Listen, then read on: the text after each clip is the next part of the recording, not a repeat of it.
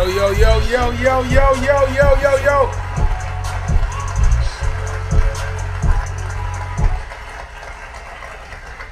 Man, first off, on behalf of us, man, I want to definitely say my apologies. Man, we had shows after shows, and we had to change it, so I just want to apologize, definitely, man. That just means y'all working, so that's cool. I appreciate that, man. And, man, hey, and you know what I mean? Getting that out the way, let me say. What's happening? Let me say. Yes, sir. One of the men that have inspired many, many people to know that you could get on radio and still be cool as fuck. Yes, sir. One of the dudes that have made it look super duper cool and let me know that host was getting a whole bunch of bread. Yeah. Help make the strip club scene and Atlanta culture pop. Help them 2000s thrive. And still is rocking to this day to elevate the culture, man. One time for E.T. Cali. I appreciate it. That's a Great. nice intro. E.T. Cali. They got the applause and bombs going on. I feel hella special. Man. Hey, bro, like Kid Money, this is his first year jumping into it. Yes, sir. But DG and we, you know what I mean? Yeah. We've been trying to get this out the mud, so Right. So when we got you, Nah, it's all good. you feel what I'm saying? Like, it's a different type of thing for us. You feel what I'm saying? You Like, gotta understand. So I get like a lot of people hit me up about like, yo, ET, I'm gonna interview for this and that, and it's always funny to me like when people want to interview me. I'm like, why y'all want to interview me? Yeah. I don't think about what I've done in the city. I think about like what's my next thing I gotta conquer. Yeah. So when people be like, man, you did this, I'm like, oh damn, I forgot I did that. You know what I mean? Because my brain is always thinking about I gotta do more. Or, I ain't done this well enough yet, or I haven't influenced this enough. So, unfortunately for me, sometimes I kind of forget, like I forget the fires I've started. You know what I mean? Because I'm looking for the next thing. Let me tell you, bro. I'm looking In for like the real next life, thing. bro, I grew up, bro, when y'all niggas was like hot, bro. Like, I went to college, got a degree in communication because Right. this is what I wanted to do. No, that's dope. So I'm like, bro, it gonna be me against the dirty boy, cause ain't nobody fuck with the dirty boy, but it gotta be me. I'm gonna be they fucking competition. Right. You feel me? Like y'all niggas, like, cause y'all made the swagger so different. You feel me? Y'all were cool and y'all didn't have to rap. You know feel me? what's so crazy? I think people forget that both me and Jay were artists. You know, I wrote a lot of records for people.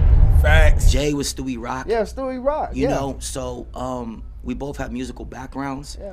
My mother's an opera singer, so being in the music industry is just kind of like who we are, and our success was never based about the artist. So I'm going to say something today that might piss off some artists. Let's do it. We're ready for it. Let's do it. We never gave a shit about no artists. Yeah. We never gave a shit about no artists. The reason why me and Jay were successful is because we knew the music didn't matter. Because artists come and go. Yeah. Okay, I want y'all to understand something. Hold on, say that again, my guy. Artists come and go. Yeah, in real Right? life. Okay, 3 years ago, and it's not this. So I'm gonna say this, and let me do a disclaimer before I get some of these grown men's panties in a bunch. Like, any artist can come back, right? And all it takes is just one song, right? I happen to think that Rich Homie Quan's a dope ass artist. That's one of my favorites. Right, but I wanna he have- had some industry things, and whatever happened with him personally, it sunk his career a little bit, whatever. But he can pop, right? Still But to the day. But I can tell y'all right now, in the last 5 years, the next new hot thing was always, oh, this nigga he's gonna beat boo boo boo boo. You don't come across the Nicki Minaj's, the Drakes, the Lil Waynes, like commonly. That's not a common thing to have someone that's got like 10, 20 different, not hits, but classics. Yeah. That's not common, right? What you normally get is one or two, dope albums from somebody, but not generational changing people. Yeah. That's not common, right? 3 years ago, Day Day was the hottest nigga out of Atlanta. You couldn't tell nobody that song wasn't gonna be the next Swag Surfing. Hey. And now I don't even know where the niggas at. You know Hold on right quick. Hold on. Because I knew this was going to happen. How are you this good? How are you like that? I don't know what you're thinking about. But I'm just like, how are you this good? Like, how do you do that? Like, what you just did right now, you just showed me how to sit somewhere, take somebody say, and take it another way. and you just did that in front of me to the point that, like, you just, like, conducted the interview like while getting interviewed. That's a talent. And I just want to know. You know what? Let me tell you. Is that taught? No, and let me tell you why. You ever? I'm gonna give you guys a prime example, right? Have you guys ever seen a recipe or went to a restaurant, right? And the chef cooked y'all something really good, and you was like, "Yo, man, I need a recipe for that shit." Right. And then when you go home and cook it, it's not the same way. It's not the same. Because just because the chef wrote it down doesn't mean you're gonna follow the same instructions. It's that extra something you missing, right? It doesn't mean like you can't learn something, but you gotta also understand, bro. Just because you get the recipe doesn't mean it's gonna come out the kitchen the same way. You don't know what kind of flame he using.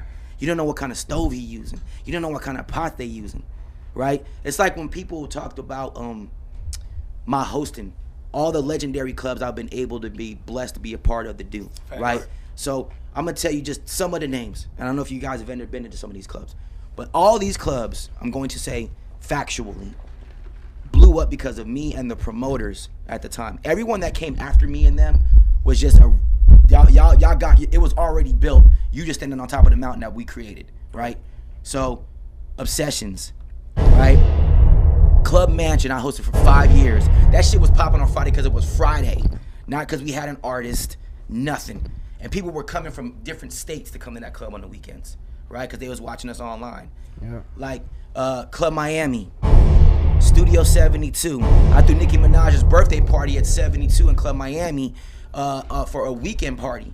This is back when everybody was like, she was the hottest bitch online, and this is back when nobody wanted to like. One weekend? Yeah, one weekend. She called me up and she was like, "Yo, I want to do my birthday party." This is like when she had fired her last staff. She had fired her management team, and she called me up because at that time in Atlanta, as far as she was concerned, I was the only one that like fucked with her.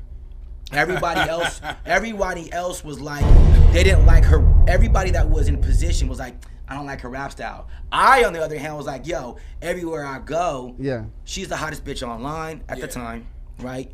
She was the hottest. Y'all was harsh around this time. Y'all wasn't cutting nobody. No, but you gotta understand, like she represented niggas like me and you. She represented something that was different. She represented a female that expressed different characters and personalities that every female has. Yeah, before Nicki Minaj, and this is a whole nother conversation, but before Nicki Minaj, I never thought about it like that. There was two types of female rappers. I can rap like a nigga, like I got bars. That's the Lil' Kims. No, or she was a total, like, or I'm a total freak hoe, like dressed like a freak like Lil' Kim. I'm selling sex. Right? So you talking about like the Queen Latifahs, I got bars, MC Lights, I got bars, Yo-Yos, I got bars, and here comes Lil' Kim. I got bars and I got pussy. You done fucked the game up like that. And then you had Foxy Brown. Yeah. Right? Then you fine and chocolate with the pussy. Fine and chocolate, right. So here comes, and this is another conversation, but then along comes Nicki Minaj. Now before that, Nicki, right, you could probably say,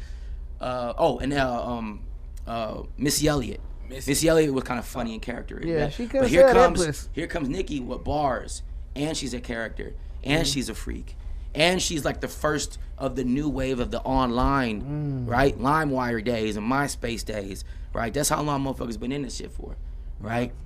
She becomes the first of that. So at that time, when I seen her, all I knew was like, this bitch is dope because everywhere I go online, this is who bitches is listening to. Yeah. But the promoters at the time, they were all mostly men, and they was like, man, that bitch ain't gonna make it because she do all that weird da-da-da. I'm like, she's doing nothing different than when Busta Rhymes does it, or Eminem changes his voice, or Ludacris changes his voice in a song. Yeah. She's just the first female to do it. So I knew she was going to be bigger, right? But she was different. She was different, and she represented like everything that a female thought of. Yeah. That Barbie shit. That like she was marketed a Barbie, perfect. Then she was a freak. Then she had bars. She could be political. She could be mean. She could be sad. Which is hard for anybody to balance. Man, she was doing it all, and I'm like, how could y'all not see the success of this woman? Yeah, that's true. Right. So, she called me up. We did her party, her birthday weekend. She had paid for. I know if she ever sees it, she knows it's the truth. But she paid for Trina to come to her party out of her own pocket for her birthday party. They did a birthday party weekend. And she paid because no one believed in her. I was fighting. I remember it got so bad, bro, that the promoters were kind of fighting and screaming about paying her deposit. And her deposit was late, so she was yelling at me. And I'm like, it's the promoters. and she got on Twitter. She had a hard time at this time. Yeah, bro. She had got on Twitter and said I might not be coming to fucking Atlanta. Yeah. And them promoters when they got the response from all the girls, like what the fuck's going on? That's when they took over and they paid her. I was like, cause at first she thought it was me at first, cause we used to live in the same building when she was in Atlanta. And like you kind of the face of the like. Yeah, because I was the only one like really like saying like this bitch is dope. Everybody else, man. There's some people I would never tell you, but time have changed. There was some people that were like, you know, it's just I don't know if times have so much changed. Well, yeah. But I know where you're going with it. But yeah, man. But you gotta understand, like Atlanta scene, like it's just a lot different, man. You know, I came up. Like I want what I want to know, like versus, like whenever you and goddamn Stewie was goddamn really in the clubs hosting, making that money. Right. So like now, like everybody hosting, like I was hosting. I ain't gonna lie, I won them $50, $60 niggas. You know what I'm saying? That fucked up the whole game of hosting. But I ain't do it. We all starting them 50s, 60s. I didn't do that. Exactly. Yeah, well, you was different. That's what I'm saying. Like, I didn't do that because let me tell y'all something, man. You have never seen in any business, anywhere, someone come into the game and say, I know I suck now, but pay me this and I promise I'll get better. You can pay me that. Yeah. You either are great or you're not. Yeah. The problem with it is the lowest, your lowest dollar isn't going to make you greater in the long run. Mm-hmm. And you guys ever had Coca-Cola before? Yeah. Or Pepsi? Mm-hmm. But have you had the knockoff where it says cola? Yeah. Doesn't it just fizzle a little different? Very much. Right. So you can come in as cola or you can come in as a Coca-Cola. But look, look at me, because I always got to defend everything. My mindset cause like, bro, like I got a degree, and it's like whenever, like, just think about it, in 2012 when I'm coming out of college, really about 2015 when I'm coming back to Atlanta. Right. And shit changing, you know, it's like I'm trying to figure out how to get into radio, and they like make a buzz. So I'm like, oh man, I don't know how I'm gonna do that. You know what I'm saying? You gotta listen. You don't know. People always, when people say I don't know how I'm gonna do that, I was like, you know what's so crazy? When you're different and you're great at being different, you don't have to make up, but they're gonna come for you. Like when I got into the hosting game, CDJs were like everyone. This is how long CDJs were on. Everyone was on CDs. Right? I'm not from the era of like. You know, vinyl and all that shit. Like I'm from this era, the beginning of this era. Does that make sense? Yeah. You know what I'm saying? So like, ain't nothing changed for me as far as social media except where I do it. So if I did it on LimeWire and MySpace and Twitter, now I just do the same thing, just on a different site. Nothing's changed for me except where I do it. So online pretty much took you off. Online? No, let me tell you what I did, bro.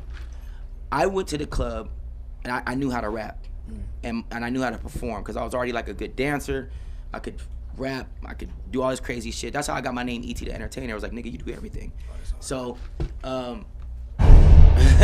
so that's fucking funny. And it's like your own flex bomb, but it's a little different. Yeah. It's like a little weaker. The fizzle's different. Right. It's like a flex bomb mist. Yeah, it's just weak. Yeah, but nah, it's cool though. So you just gotta like make it's just making yourself a little bit different. So when I used to go to the club, I knew how to deliver, right? I knew how to deliver because I came from a house of singers. So I knew how to deliver my voice on a mic that was different than everybody else, and I played into the fact of what people really wanted to do. Yeah. So for example, most hosts will go to the club and they'll sing along with the crowd. Yep. Right. We talked about this. Right. I know it coming right back. It's like an out of body experience. Monte said you created that whole. Yeah, I did. I created swag surfing. Yeah. I created left to right. We doing it all in college, bro. Everybody. You know what's so crazy that they called me for a documentary because they was like, we want you to talk about how you create. I created the left to right thing. Yeah. I used to tell people left to right. I created that shit. Yes. I ran in your. You don't remember, bro, but I remember I ran in you on Cleveland Avenue at Kroger, bro. You had your hair out, bro. Like that. I was like, look at this hard ass nigga. I'm telling you, bro. Like I had to be an early teen, bro. And see, the fire part about you talking is, especially about the clubs. Last week we had DJ Monte. Oh, that's and my at the end of the guy. show, and at the end of the whole show, we happened to mention that, hey, we gearing up for E.T. He's like, that's my brother. And he was like, hey, we used to hit multiple clubs together. So when I got here from California, bro, Coco Brother was like the dude. right? And I was on after him, so I Did wasn't you? right. Yeah. But you gotta understand, coming from California, Southern California, right? I don't care if you're from LA, San Diego, Oceanside, Santa Ana, wherever you're from in California, never right? rain. And so Cali, right? Where I'm from, right? You gotta be invited into the neighborhood. Right. Oh, shit. That's where the term on site comes from. Nigga, why you here on site? Right? That's a West Coast term. Yeah. So my mentality was that when I got here, I didn't get stamped by the industry. I got stamped by Camp. Oh, that's hard. Shout out to Old Gal. That's hard. DJ Monte. Monte, I wasn't here for the Jelly era, although I know Jelly, Right. I know MC, I know all them niggas, but I wasn't really here for that era. But I know Monte. Y'all came up together, kind of. Yeah, kind of, sort of, but like Yeah. I was there with the Coco Brother, DJ Monte. So everywhere Monte went and Camp went, they was like, we want ET hosting, and I was the intern at Hot. Hard. Yeah. But the only reason they asked me to host it because when I got on the mic, I was fucking crushing it, and I had all these crazy sayings on the mic. You probably really goddamn like I said, niggas respond to you. You probably like the originator of the vibe where the world going to now. Like, bro, you know how to set a fucking vibe, bro. Like in the club, you know what? can That's switch moves, bro. That's a promoter that I hadn't dealt with in about 7 years. We just did a party last night, and Yeah. before we did that party, he said, "Bro, I ain't going front to you, bro. It's just your voice." He's like, Yeah. I need you back, bro. He's like, I didn't use other niggas that sounded like you because I thought they was cheaper, but they just don't deliver it. So I just need you back, bro. And we ain't dealt with each other in like 7 years. And I left it alone because a lot of niggas at the time, especially like towards the end of the Mansion era, Yeah. people was like, they didn't want to pay me what I was asking for. Yeah. So the promoters were basically like, well, this nigga sound like ET, so we'll pay him a small price. And they did. And then what ended up happening was that once the promoters got behind him and they seen how much money they making, what do you think they did? Well, I want the money that ET was getting, or I want this amount of money now because I've earned it, and and it's like at the same. Listen, bro, we always trying to sound like y'all. We Yeah, always. I ain't gonna lie to I'm you. not gonna. I was one of them young niggas that was start trying to hush up on the mic because y'all was good at. Yeah, so anybody, like, and nobody can master that because when we sign up here, we get to man. We were all trying to sound like that, bro. no, it's okay. And then you know what? So it's they always say it's a flattery thing. I'm you know what I realized, man. I am comfortable with saying this. I am opposite of any belief system that's been put into the air. So when people say it's business, not personal, you should run away from those motherfuckers. Everything's personal. I like the Nuggets. I like the Everything's Nuggets. personal. You know what's so crazy? Look at Michael Jordan in the last game, the last dance. I love it. Everything he said was personal. Oh, you don't want to play with me? I took it personal. Oh, the coaches. He took Can't everything speak to me? personal. I took it personal. Great people take things personal. When someone says it's business, not personal, what they're really saying They to you, finna fuck you over quick. right? And Because be let me tell cool you with something. If I came to you right now and I handed you a shitty contract, and I know you can't afford the lawyer, you can't afford to go have it looked at properly, I'm personally telling you, I'm about to fuck you over, and your family, and your money, and your income. That's personal. If I play with your money, that's personal. So if I can ask a question on that, because that's an interesting statement. Diddy got a thing out where he say, if you want to excel in business, learn to never take things personal. I don't care what Diddy says. No, I'm just asking. Do you think that's the same thing? No, I think there's a level of correctness in what he's saying, like Okay. in the sense of like say Yeah, okay. you did me wrong, Yeah. right? I'm not gonna take it personal to the point to where we can't do business again in the future. But Gotcha, for this okay. moment, I'm not doing it. But understand that it's personal. If I go fuck with Diddy's money right now, Yeah. he will take it personal, bro. True. Okay, so it's very fucking You personal. saying don't make bad decisions based on. What I'm okay. don't make forever decisions based on the moment, but understand it. It's personal. Yeah. It's very personal. This idea that it's business not personal is bullshit. Because if I fuck with y'all money, y'all would take that shit personal. You gonna In take it real life, personal? most people would. That's very much personal. So, and all the greats take shit personal. Yeah. Just listen to them talk. Listen to them talk. That Michael Jordan. That And Mike- everything out he of his making mouth was he stuff took up. it personal. Kobe Bryant Took took it personal. LeBron James takes it personal. All the greats in life take shit personal. Michael Jackson, he took it personal. Oh, he's snagging niggas' businesses. Did you just imitate? Yeah. Hey, it was so smooth. That nigga Michael was so gangster, dog. I respect Michael Jackson, but like they take it personal. I never understood. And when I started talking to people that were actual millionaires, and I met one billionaire in my life, he took it personal. I know one billionaire in my life. There was the owner of Avion Tequila, and he used to be. Avion. Yeah, I made that up. For real? Yeah. Man, I don't like you, but I love you. I'm gonna get back up. Bro, The reason let's do is world. when he came to me and Jen, when I be on that Avion, that was me. I made that up. Wow. In real Man, life, who are you, bro? I swear to God, I made that up. Who motherfucking is great. this? E.T. the Who Great. is this? E.T. the Great. I Let swear me to ask God. the question that I know you want to know, because I want to know. What's God. up? What was you thinking and drinking when you thought of Side piece shout out. Battlegrounds? Oh, No, Battlegrounds. oh my God, you started side piece shout out. Yeah, that was me. Man, Side piece shout outs, Battlegrounds.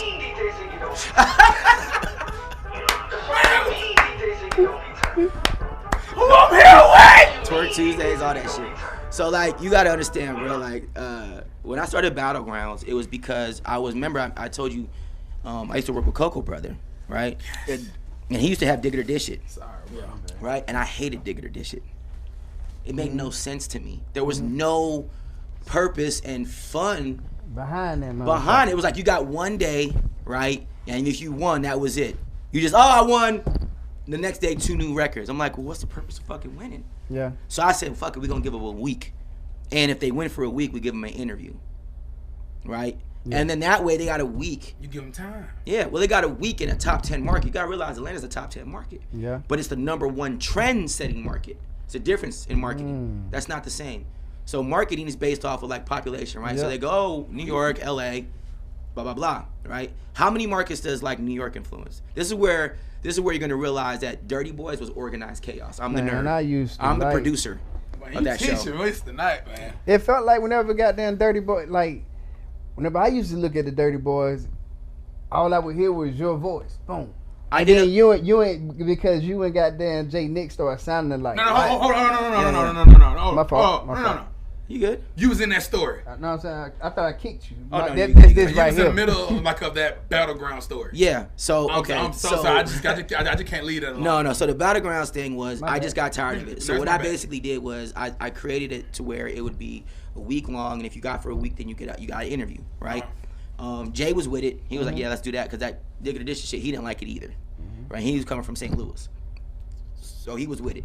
So that show element worked out so good because not only were we getting people from the South, we were getting people that were listening to us online and sending in records, right? And That we would shit just go hard. through the list and blah, blah, blah. I mean, Dro was on there. Quan. Migos was on Battlegrounds 3 different times. I mean, So it's like it really did shit for people. Soldier Boy, And real people shaped really the culture, came bro. through. Hell Soldier yeah. Boy, all that kind of stuff was on there. You got at that time. Hey, B, hi, I'm gonna call you right back, nigga, because I want you to be the PD. Man, Look. I want you to be the PD, so I'm gonna call you right back. All right. We gonna hit the same thing. I'm done. Smooth, I'm bro. done. No, I quit. It's on you. I quit for the rest of the show. I ain't saying So that was basically just the Battleground. Side P shout out came out of me getting in an argument. Yeah, I got mad and I created Side P shout outs. that shit hard. Well, there's 2 reasons why I created Side P shout out. I took it got personal. mad. I took it personal because we were at the station, right? Yeah. And our PD, our general manager, and our assistant PD at the time, I'm not gonna say no names, but they'll see this and probably know who they are.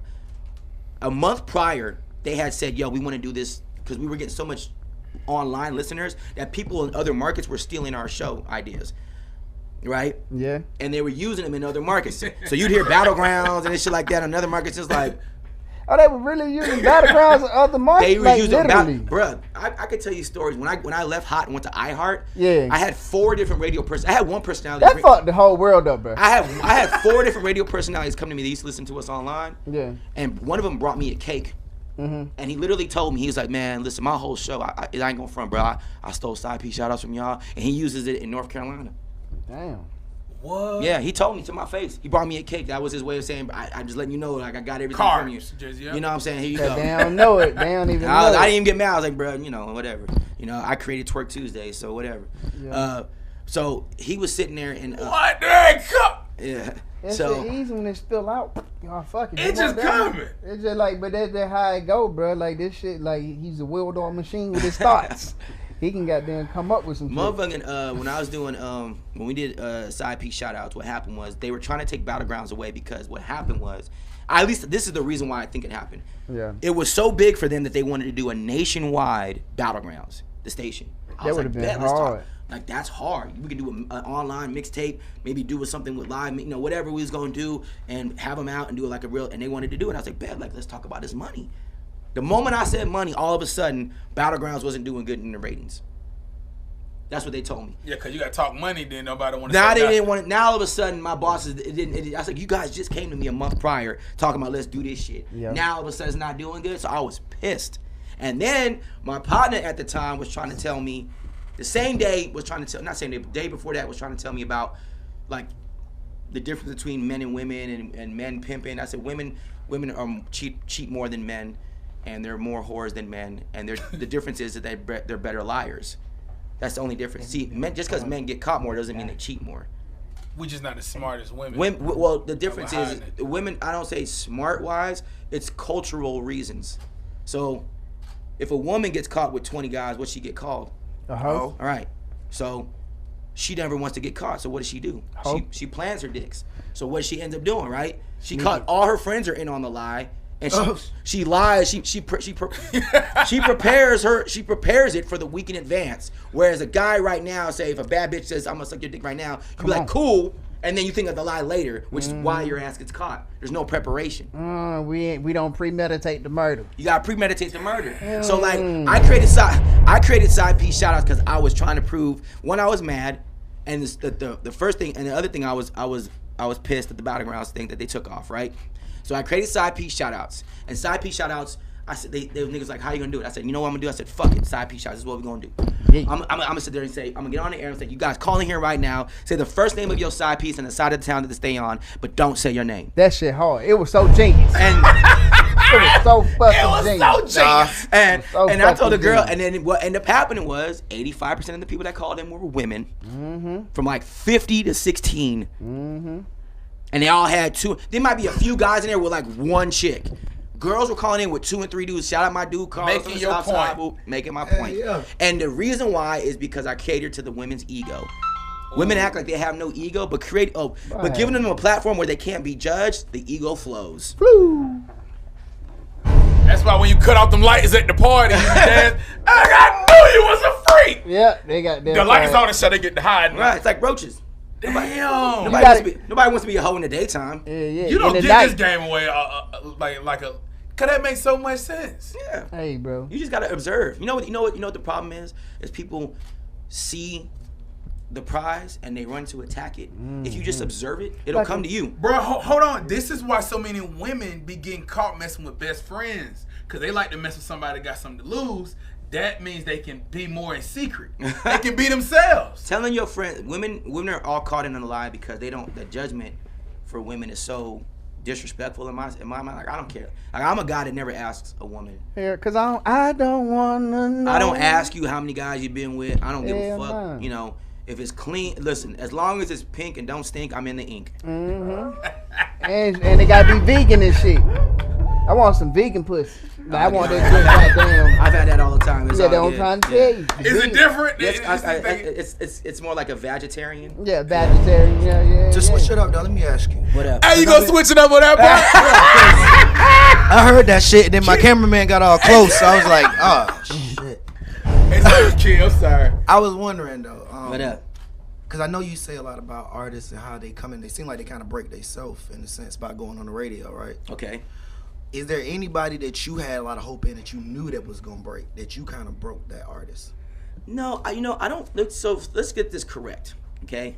I'm part of the internet generation of radio. This is what I've been doing. Like, everything that I did on regular radio was also online at the same time, Right. Yeah. right? So there wasn't just one type of radio when I got to the game. The thing about it is there's no such thing as one way to break, okay? What artists seem to forget is they think they think because they make something that it's gonna sell itself. You need the DJs, you need the promoters, you need people to constantly keep it in your face. It's like the Red Bull effect, right? Yep. Number one energy drink in America is Red Bull, not because it's the best or it tastes yummy, but they're constantly in your face. Yeah. How are they constantly in your face? They constantly give them shits away. They pay to play too. They pay to play. That's constantly given away, and at some point, people still like it enough to fuck with it to the point to where they make all the little liquor drinks, mixed drinks with only Red Bull. They don't make it with fucking Monster.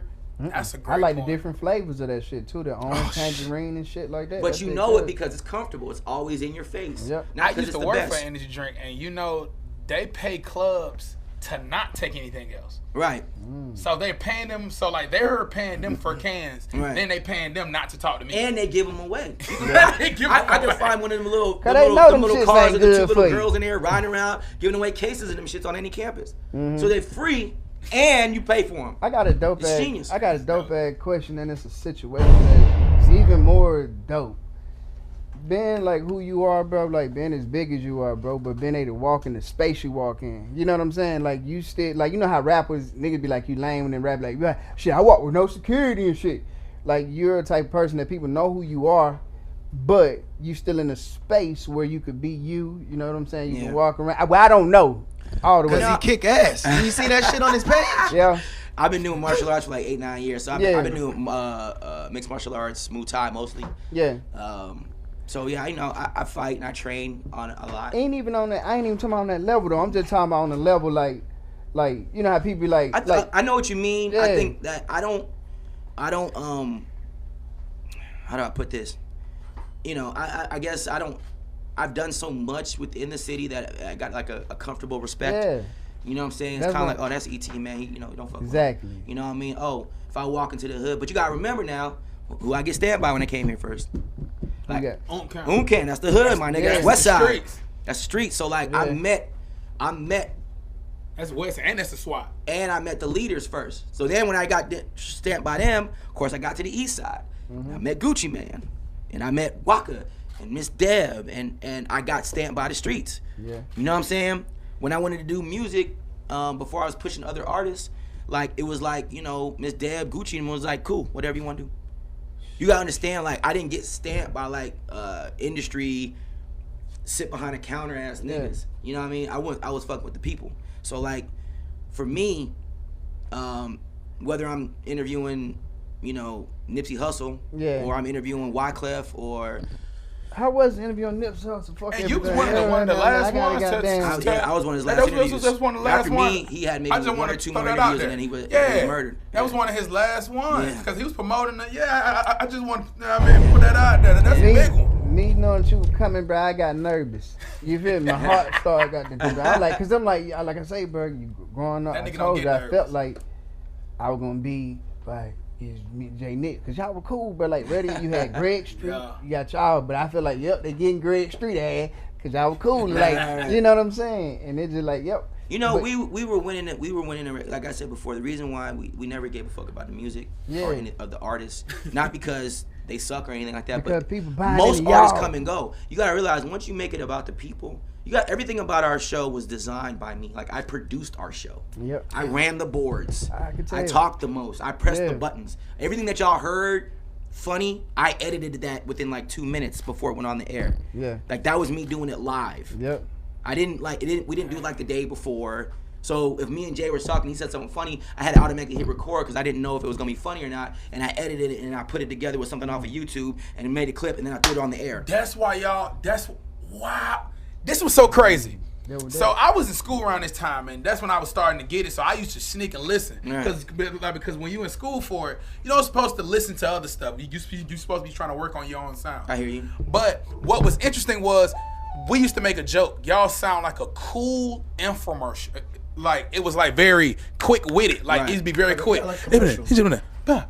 And it was quick to the point that while you laughing at this one's coming. Right. But that makes sense. I would never guess I was that's editing what was everything. going on. I was editing everything. That's the right 1-2 then. punch. I was editing So everything you right there. you look. Y'all the Lil Wayne You of tell what fucking we got. saying, That's bro. dope. Cause you be seeing shit as it going. You could see that shit at the beginning before it happened. I could see it before it happened. Yeah. And then, like you have to like, and then I set up the station and where when I'm behind the boards, if I could see where a conversation is going, I would just hit record without no one even knowing it.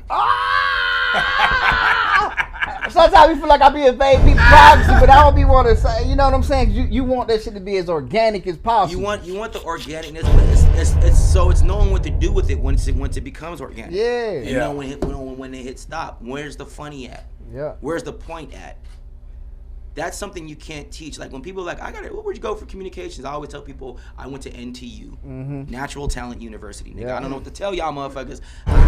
Like, you know what I'm saying? You can't teach personality. No. You can teach technical. You can teach like how to use this equipment, but you cannot teach creativity. Yeah, that's true. You can't teach because it doesn't make sense. Yeah, like I can't tell you guys why my brain just fires off and is able just to grab and go, okay, this is it. Okay, that's gonna be good. Oh, if you say this on the mic, all the girls are gonna scream. Oh, let's do swag surfing because everyone loves the song. Like I can't tell you why. Yeah. But it's like, see, now you got me acting like him, like with the hands and stuff. Like one thing about so I was around Stewie for that's why I learned my hosting at. Right. So it was sometimes I would see y'all together. He was strip club shouting. Strip club shouting. And sometimes when I see y'all together, when I this is my first time seeing you in your field, you was like, it's like you was like three different people at the same time being one person. You had to. Your voice would project, and sometimes you had a way of relaxing your body to the point people didn't even know you was by them. I didn't even see you. And you'll be, but your voice would be, and I used to be wondering, how did he do that? Because you had to come out yourself to get that voice. It's the art of projection. Yeah. I can't hear what my voice sounds like. Nope. It was other people that was like, bro, you just got this voice. It's a voice, and so I was like, I don't know what y'all hear, cause I hear myself every day. Yeah. So people are like, you got this like raspy thing, and so I was like, I don't know what you mean by like, you know, so I started to learn, you know, I knew how to project because I knew how to rap. Yeah. You know, as a kid, and then my mother was an opera singer. You know, she did classical. And that's nothing but the. That's nothing projections. She's on my IG page. You know, doing her morning warm ups. Yeah. You know what I mean? But my mom would sing my name when I was in trouble. So I learned how to talk like, you know, if I was live on the air, I'd be like, yeah, you know what's going down right now, man. Yours truly, ET. We are locked inside of the galaxy right now. And oh my goodness. Sheesh. We in this thing right now, man. Understand what we got going on? MTV will be in the building. In real life. But that shit just calls me how I fuck with you. Yeah. It's going to be panty raised and Escalade. Oh, yeah. God. This is a legendary moment. Just happened right now, bro. Hey, I had to put my vocals on because it's legendary moment. You just come down. You come down and you just talk. But it's a delivery method. So when people will be like, you know, like the intro to the show. Yeah. I did that live every day. That Mm-hmm. You need to hold that motherfucking donation. Partner! I did that live every day. That shit is hard. I did it live In every real day. life. Well, I mean, since you mentioned that, so where are you going with the Galaxy now? So I was at iHeart for a minute, and they had basically told me that because it was a new station, they had a lot of changes going on. The regional manager was getting fired. They were bringing in somebody else, and that happened with a new team, so they couldn't afford me no more. Even though they called me and said, we want you to come back. We just don't know where we can fit you at right now. And I'm like, well, in the meantime, I'm just going to take the Galaxy over here and do it on Fusion Radio. I'm also on Dash. But I have a brand new studio. I can show you guys the video of it. But I'm going to put a stripper pole in there and everything, too. And bring back Twerk Tuesdays. That hard. So, you know, it's a lot of different things, man. This game is...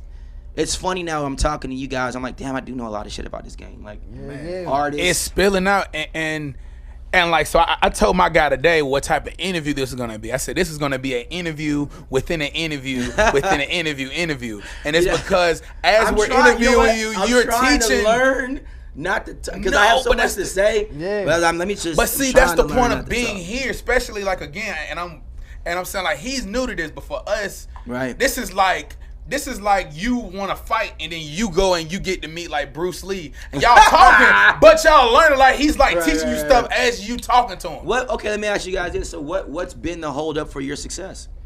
Mine, like I just felt like I said, I felt once I learned about the rat race of everything, like going ahead hosting, they don't want to pay you, but My shit was different because I had a.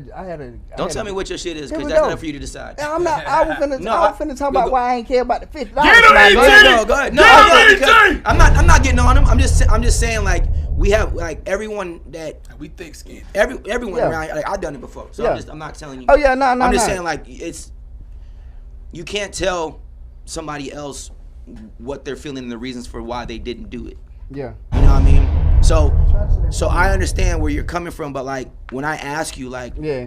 so for example, like, when people say, well, what happened with you and Dirty Boys and why you're not iHeart no more? It's simple. I wanted to get to a certain level of success that my partner wanted to go a different route. There was nothing mean about it. Like, he had his way, I had my way. I wanted to be syndicated. Yeah. Right, at nighttime. Yeah. He did not.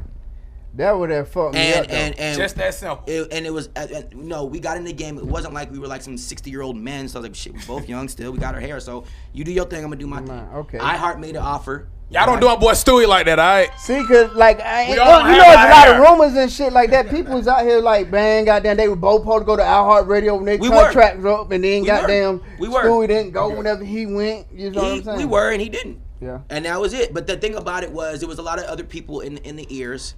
You know, opportunity for people comes in different ways. You know, we had bad lawyers telling us to sign certain contracts. I'm like, I'm not signing that contract no more. It's not paying us no money. Yeah. We're generating almost $3.5 million a year for our show time slot alone, and they're paying us not even pennies on a dollar. It's like all I was looking for was fair. Just be fucking fair. Yeah. That's all anybody. And they weren't even trying to be. And then when it got to finally fair, it became this battle to get there. I'm like, yo, bro, we done earned this. Don't come at me like disrespectful with this shit. You know? So I was like, fuck it, I'll go to iHeart. They're willing to pay me. Now iHeart didn't match any of the promises that they promised me. Wow. None. Now they put a stripper pole in there because I said I'm gonna do twerk Tuesdays. I didn't want to do nothing regular. Right? I just didn't want to do a boring ass 5 o'clock traffic jam. It's so boring. That is. So you brought Coming to the Stage. I brought Coming to the Stage, and I brought Anger Management Mix. And did Twerk Tuesdays. Gambino go with you? Gambino came over there with me. How did it? So like that was kind of like I brought- Game and Jay Because- and then y'all split because I think Starter Cam over there then. Yeah, because Okay. so Starter Cam, okay. We were looking for an online guy because by the time Starter Cam came around, Dirty Boys was already established. We were already big online. I was trying to get the spot. We were already popping. Okay, before Starter Cam, we had KB. KB ended up going to. Shout out to KB. He went to Streets 945. Yep. Right. So we had already been established online and everywhere else, but we were doing our own stuff sporadically. Like Jay would do some stuff online, I'd do some stuff, so it wasn't organized. So we knew we needed an organizational person. Now Gambino brought Starter Cam. Facts. I was there. Facts. Yes. Gambino brought Starter Cam, and I remembered him from being like, cause Starter was already known in the city, like just filming for people. Yeah. And he was going through some personal things at the time. Freaking film guy. Right. And so me and Jay put some of our money together, and we bought him a brand new camera. It was like a 60 or 40D something or something crazy, right? We bought him a brand new camera. I was like, yo, we'll buy you this camera and then, do our shit and get started, right? He started running our stuff. So we brought him in because we knew we needed a need that was we were already winning, but we just needed to add something so we could focus more on other stuff because we couldn't do it all. That's how big it had gotten. Yeah, because this is getting bigger Yeah, than the radio. we were already this. online popping. Yeah. And so running that plus the show, plus he's Stewie Rock. I'm in the club hosting. Yeah, I'm in every producing city, the show, and I'm in all the high schools. It's like, yo, bro, can you please run this shit? You know what I'm saying? That's where we had gotten to. Yeah. And that's where he came in. Bino, I put him in charge of Battlegrounds because I just couldn't do it. Because before Gambino, I had put Sean Teasy in charge of Battlegrounds. And Sean Teasy used to run it I forgot about him. and mariachis for me. Yeah, I didn't know it. All right, so it's more like being an architect than I am a construction worker. Yeah. Right? I can design anything. Yeah. Now go out here and build it for me, because I'm a puppet this. Just go build it. I'll design it because you're not gonna design it better than me. So let me just go ahead and just show you what you're gonna do. You're gonna run it like this, okay? Hard. You're gonna do it this way, and it's going to be successful. Just do what I tell you, right? Just let me be an architect. It's a team effort still. It's not like I'm just Mr. Man. Yeah. What I'm saying, because if I don't just How do you deal with that though? Because everybody not good with somebody like that when they understand. I don't really deal with it very well because what ends up happening is I look like a know-it-all. Yeah. You know? Yeah. And it's like, what am I supposed to do? Sound stupid for your ego? Yeah. Am I supposed to hold back the right answer for your opinion? I'm learning, bro. Like if 2 + 2 is 4, but you feel like it's 5. You know what I do? Am I supposed to pretend like, let me just not say nothing because you feel it's 5? My ass will waste some time and just be makes like, sense. I know this shit ain't finna work, but let's try your way so you can see what I'm talking about. I wouldn't I'm even tired say of that though. I wouldn't say that. And I started to become an observer. So I'd observe the situation. Yeah. That's me right now. And then I attack where it needed to be How attacked you to get just things done. insert yourself the way you need to Yeah, insert because yourself. Yeah. the conversation, I could come with paperwork of answers, logical statements, facts. They gonna hate you for it. Doesn't matter, right? You want to know why? You want to know why I walked in the club with mostly women? I never walk in with a group of men Ooh, talk to me. because it's not threatening.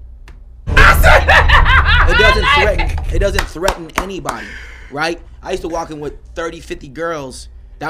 I started that shit in Atlanta, Dirty Girls, right? So so when I started that was because I wanted an ambiance. Now, they were all dressed up alike. They had and I designed Dirty Girls different than any other street team. If you look at any other street team, what do? They're all bad bitches, right? And what do most promoters do? Right? They get to the club, they promote, and then they make them kind of wait before everyone else goes in. And then Yeah, they can hold go, the right? line. Right. I never did that shit. When I walked in, my bitches walked in. Before I touch the mic, they get their bottle and their hookah. Right? You took care of yours. Right, because I designed my street team like a sorority. I didn't take design care it like of a it, damn. take care I of didn't. And then design, like that set your vibe. that though. set the vibe. So when the girls walked in, guess who they wanted? That's who they wanted to. They wanted to rep. They wanted to rep for us. And you know what's so Dirty genius? girl. That protects. Like if the club vibe doesn't match your vibe, you are already coming with your vibe. Yeah. So like and so like everybody gonna have to get on board because And you've already said it. It's non-threatening. So And let's it's say non-threatening. I see all you guys in there. Let's say y'all don't like me. Who's this little light-skinned nigga with his hair and these bitches, man? I got more money than him. Yeah. But guess what happened? Let's say he ends up fucking with one of the dirty girls. Guess what now? He comes to me. Fucking, yeah, He goes, hey, bro, you know I'm bagging one of your girls. He's like, for real? Which one? Her pussy just made him my friend. That's dope. It's just, you get what I'm saying? I didn't do anything because it's non-threatening. She's doing what she wants. I didn't make her do it, right? But now, Just by association. yeah, now by association of your vagina Yep. and your willingness to party, like that's it. And I treated the girl and just to be clear, it wasn't like I didn't do nothing. Like I used to do stuff like when we go to spring break and I would host these parties in spring break for like a week or 2 or 3 weeks. I'd pay for the hotel. They didn't have to pay for nothing. Yeah. And I bought like a 3-bedroom condo. It was That's not like dope. so they had all the room that they had, all the food that they needed. And you wasn't sleeping You with took these care. women. Like, they None were of them, just. bro. He I- probably they got a were little just- pussy every now and again, No, but he but, didn't bro, force I it. didn't- Because you didn't have to because they was You don't- there for a different reason. Right, and let me tell Exactly. you something, bro. Ah, You that's talking dope. shit. You never fuck your product, Tom. You You can't. know, That's what I'm learning. Everybody you stick that dick in, it don't work. Because they feel entitled, bro. It's just Should I do that it's thing not with your hand again? I don't know, bro. Just flip that hoe. It's a flip that, but I know. I was laughing like he. you gotta understand, you can't do that shit, though. You can't bag everything. They can't bag Hell them all nah. because it creates entitlement. Yep. It creates Exactly. confusion. It creates anger, and it just creates shit that doesn't need to be created. Yeah. So appreciate, appease mentally, Yeah, yeah. ego to them. Oh, you look sexy. Yeah. Here's some line. You guys need outfits. I got you. If you guys can get down here to You spring boost break, them up, 'cause- even if and it got to the point like say I was in spring break, I would get the hotel for like 3 weeks because everyone's college break was a week, not all at the same time. Yeah. So I would get for like 3 weeks. So even if I wasn't there, Yeah. here's the keys. Have you ever been nervous interviewing the people that you interviewed on No. the Galaxy? I interviewed Jay-Z on the phone. Wasn't nervous. I interviewed Rihanna, Laura London. Let's see. I've interviewed Wyclef, Nipsey Hussle, the Braxtons. The Braxtons made me nervous. There's one interview that did make me nervous because Ooh. I was like all of them except for Tony. And I know these are like powerhouse singer family, Yeah. Yeah. church-going women, but they did get on the stripper pole. Of course they did. Yeah. Everybody know what freaks at. No disrespect, 'cause I'm a man of the church. That's how I know what a freaks at. Right. And I got Jocelyn back on the pole when she said she would never get on the pole again. She was on the pole at Twerk Tuesdays. After Baby Jocelyn is for some reason better than me. I don't know why. What? I don't know why. Like her having the baby, Uh-huh. she's appealed more to me. You just believe she a woman now. You know that pussy That work. probably what it is. Thank you. That what it Thank is, you, you know sir. that That's probably what it Yeah, is. that strong nigga job. I don't know what it is. Yeah. So who's the one artist that, like, 'cause first of all, a lot of people may not know this. You guys helped break a lot of people. Like you guys was responsible. Yeah, Rich Homie, Migos. What's one artist that you like? At this point, you're happy of how their career went. Like you feel like they done everything. I'm the right really way. happy about the Migos. Okay. Shout out to Ray G when I was hosting Mansion.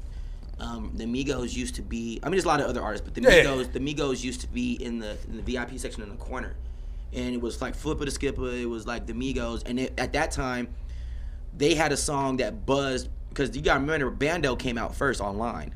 Bando. Yeah, and nobody was really rocking with it. But Jumping Out the Gym Yeah. was buzzing first, right? Yeah. And then Bando popped off. So really, Jumping Out the Gym got their buzz because at that time we'd be playing, Jumping Out the Gym, and every week DJ Ray G was like, bro, just, play these niggas on Battleground, but just fuck me, because they was fucking. He was from Gwinnett. Yeah. And DJ Ray G, I'm like, and Ray G's my nigga. I had been trying to put him on the radio for the longest. So when I got Ray G on, but like eventually, but like I said, fuck, I'm gonna throw shit on Battlegrounds, and we was throwing on Bando. This is before anybody, and that shit was winning. Then they got some more buzz in the streets. This is before they even signed their deal. And then, the Gucci Mans and Coach K's and them came along, but before, because Coach K used to ask me if he should sign them, and everyone around them, used to I say, hate that bomb. everyone around them used to think that they was one-hit wonders, and they weren't. Yeah. I didn't think so, and I mean, as you can tell, they changed the rap game. Everyone's They bit did. their rap pattern, even till this day. Do you think that's gonna stunt their growth? Like It's at that point, already- like, do you think they oh, can come damn. back because they're a little? I don't think everyone's always one hit away. Yeah. And I think that the Migos rap pattern is still so used. We're just living in a time where people don't want to give nobody no credit. Yeah. Everyone's the GOAT without doing the GOAT's work. You do Facts. you do one song or two songs and three songs, and all of a sudden you're a GOAT. And I'm like, dude, you're not a GOAT. Like, And we throw people away pretty fast. Yeah. you're not Like a GOAT. like even how we talking to you like, you know what I mean, like almost like you're accepting your lifetime achievement, and that's like the Plateau Awards. But at this point, really used to like you're like literally in prime mode. Like you're literally at the point that you can do everything Yeah. without that effort. So I'm saying, in my mind, you're a legend. In your mind, like you had said earlier, you just still in the game shooting. Yeah, I'm You just ain't even plateaued yet. Like so. Because once you start realizing what your gifts are versus your talents, that's a difference. Yeah. Right? Like I'm talented as a fighter. It's not my gift. You know what I'm saying? Like when you get gifts and you recognize your gifts, and everyone has more than one. Like everyone gets blessed with more than one. But when you recognize the difference between talents and gifts, you know how to use them together. Yeah. And then it's just something that just goes on forever. I know that I stay athletic because I was literally so good in sports that I could have played soccer, Yeah. professionally, or ran track, or I was that good. I could believe you in the soccer. Yeah. You know what I mean? I did all. I can believe the soccer shit. I know you. Just straight soccer. Anything else you said, nigga? Yeah, hey, your gas is done. I got you. But sports wise, so fighting became a way for me to like not be a drinker or not be a smoker. Yeah. I don't want to be fucking drunk in the club every night. So fighting is your thing to do, so you won't do those. Yeah. That's funny. I hit the bag or I get hit, and it's a way to it's a healthy way in my mind to not ruin my physical form or body or get tired and out of shape. Hey, bro. Like I know I said it. I don't know about. I just said it in passing. But are you vegan? Yeah. I haven't eaten meat in a long time. 2 guesses. I got introduced to that lifestyle by the Lopez family, by Left Eye's family. Mm-hmm. I didn't meet Left Eye, but Reina Lopez was the one that introduced me to that game. So I met the Sabies and all that, Miss Mananas, way before the hype.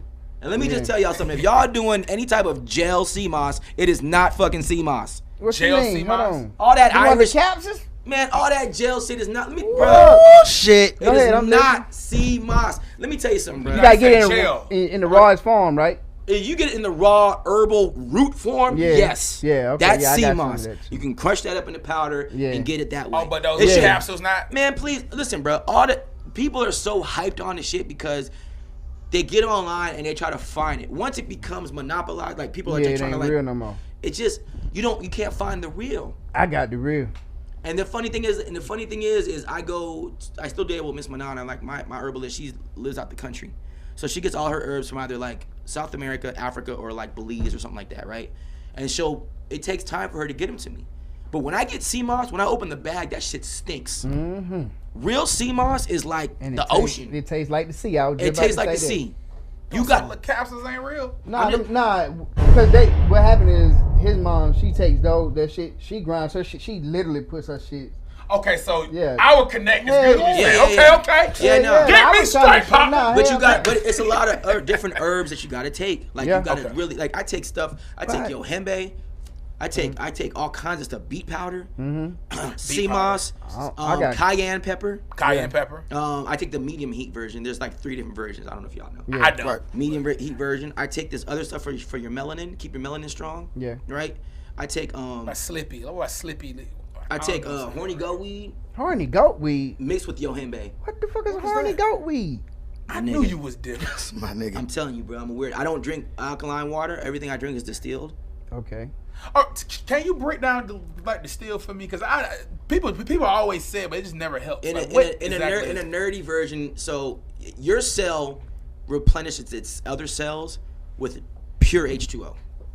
Distilled water has nothing in it but H2O. Does that make any sense? Yes. So it'd be like, what does your car take? What kind of gas? It takes 87. 87. Nigga, you should have been 93. So You ready? it'd be like putting like gas in there like 80, and you know it needs 87. It'll fill up the tank, but it ain't gonna be what it needs. Okay. Right. So distilled water is like the cleanest water you could get. Okay, there's nothing wrong with alkaline water, but you can squeeze lemon juice in the water, and now it's Nobody alkaline. knows this, huh? Yeah. Because it because- doesn't sell as much. Because What? it's the hype. People, once the hype of something comes around, everyone's a fucking expert. I got educated to this game Yeah. before the hype. I was blessed enough. Yeah. Right. I used to tell Monte and them used to make fun of me. I used to walk around the radio station with a big gallon water jug. Yeah. And look at him now. And look at him now. Yeah, you say you got into it, yeah. Yeah. Look at him now. He looking like a basketball Yeah, player. but Monte feels like, and I told him, I was like, bro, like, old is supposed to be like 80. Yeah. You get what I'm saying? Yeah. Like, it's supposed to be old. Like, you're still youthful. Like, there should be no. Dr. Sabi was in his 70s when they murdered him. Yeah. You get what I'm saying? Like, and he was normal talking. Hey, how you guys, like, his speech wasn't slurred. He wasn't crushed over like an old man. Nah. You get what I'm saying? Like, your body is designed to replenish and heal itself. Yeah. So We just goddamn break that motherfucker down every day with yeah, because you everything we eat put in it. cheese and you did it, and cheese is good as fuck. Oh my God. They only need reason to, it's good is because they put addictive shit in it. yeah, they need to figure out something else, goddamn, because like you need. Bro, you can make anything taste good. You know what's so funny? All meat and cheese is seasoned by plants. I fuck with it. I ain't know Pepper. that. Yo, yeah, damn, like the herbs. Herbs, it's Oh. all plant seasoning. And you gave up at first, then. Yeah. Well, you mentioned Dr. Sebi. Let me ask you. So, do you believe in conspiracies then? But it's only a conspiracy if there's no facts behind it. Ooh. So Did you just get another drop? it's only conspiracies if there's no facts behind it. Okay. Right? So it was you know what's so funny about conspiracy theories? They always come out true 10 to 20 years later. Isn't that weird? Yeah. Isn't that weird? Yeah. Like, it was a conspiracy about UFOs, and then the Navy released. Man, I do not want. Then the them- Navy this last year released like UFO, like this is some shit we don't know where it came from. They just released those files. Yep. It was all, like, do you get what I'm saying? Like, when people talk about like conspiracy theories, I'm like, Yeah. do you know where that? Oh, you guys can look this up, but you know Let's where do it. that phrase was coined? Where? The CIA coined it. You know why? Cause they Throw want people off. No, that, but throw people off of what? When was The the phrase truth. coined? I'm gonna tell you when it was coined. It was coined after the JFK assassination. I was just already said. I should have believed in myself. I should have known this shit. In myself. You make me feel like I'm in class, and I love it because he did that earlier. You know what's funny? You know he used to make fun of me with this shit? What? Jay Nix. Did he? We be sitting there talking, and Jay Nix would be at his computer. He's like, man, ask that nigga anything. Just ask him anything. Watch. Ask him why the sky's blue. Because Tell me. Hold on. Stop. I'm just saying he would say that shit. Hey, you know what, Jay? Like, Jay used to just tell us how you used to just bring up facts. Because, again, I used to be around Jay so much. Yeah. Like, that was the beginning for me. He would be like, dog, you're like a nerd. Because on the He air, would say that. This little, like, the nerd, I mean, like, dumb, ignorant shit. Like, girl, you know what I'm saying? If you learn to swallow, kids won't follow. Bomb, and I go next to the next song, right? By the way, I think Throat Babies is the #1 birth control song in the world. Whoa, what you mean? Did we get it on camera? I love it. Throat Babies is the #1 birth control song in the world. It needs to be played at every plan. When you go to Planned Parenthood, Let DG ask what you say. Why? I'm just trying to figure out why. Like, E.T.? Then, how? If you learn to swallow, kids won't follow. Damn. You know what I'm saying? Throat Babies is the #1 birth control song in the world. Awesome Jossum. Say you right. Come on, man. Balchinians. Yeah, that shit was it. But these girls ain't swallowing though. Yes, they are. Even if they catch, bro, you know what it is? They ain't swallowing. was that? I'm gonna tell you. Yes, they are. Yes, they are, bro. Yeah. And they swallowing with 2 hands in a stroke. Listen, bro. Oh my god. Okay. Awesome Jossum women are everywhere. Yeah. And you know Awesome what? How do you goddamn spot them motherfuckers, man? It's easy. But I don't know. Are you serious? Yeah, come on, get me right. Listen, bro. I hate losing, but I'm gonna win after this. Observe and attack. Do you just walk up to random dogs No, without knowing that they're friendly? No. That's how you treat bitches. Why do you think they call bitches? Damn. You gotta observe the animal before you ask for a pet. And you gotta, I'm just telling you, bro. I'm just telling you. And once you realize that they're friendly, and you can start to see certain things. I see girls, watch them when certain songs come in the club. Well, okay. You want to hear a real fact? I'm gonna tell you guys a real radio secret of why I've never lost in any radio perspective, and it's this way of thinking that's never failed me. There's a difference between the right answer and the real answer, and that has never failed me in any business aspect of my career. Ever. Break that down. Yeah, I gotta go. Public school. I get real and right, but I want to hear. Okay, the right answer is ask, and this is just anyone who argues against this is just arguing against the scenario, the scenario I'm bringing up. Yeah. Because it's actual fact. It's never failed me in anything. If I ask a woman how she feels about being called a bitch or a hoe in her music, she will give me the right answer. And it's not that she's wrong. And the right answer is that it's disrespectful. She doesn't like it, and I don't want to be called a bitch or a hoe. But pick any age. Okay, 18 to 80, doesn't matter, right? They gonna all say it. But if you want the real answer, watch her go to the club. Watch what songs come on. Who sings Throat Babies louder in the club, guys or girls? Girls. Right, because they've all swallowed. Oh, they got that. They can relate. They can relate. It's relatable. Why do you think City Girls lyrics are so important? You think because they're bringing something that's never been heard, or you think they're bringing something that's relatable to women that are doing it? Real ass bitch, give a fuck by the nigga. Big Birkin bag, whole 5-6 figures. Strike. Every bitch has felt that. Yeah. Well, fucking on a scamming ass, rich ass nigga. You know how many girls are doing that shit? That's why they felt it. They're like, shit, I can relate.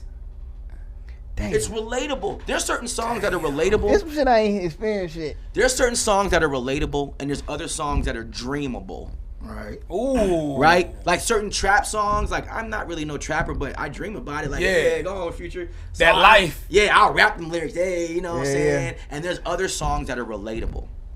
And most relatable songs are the ones that are super hitting. Yeah. That's why that shit hits. So when people talk about City Girls are influencing our women, no, they're not.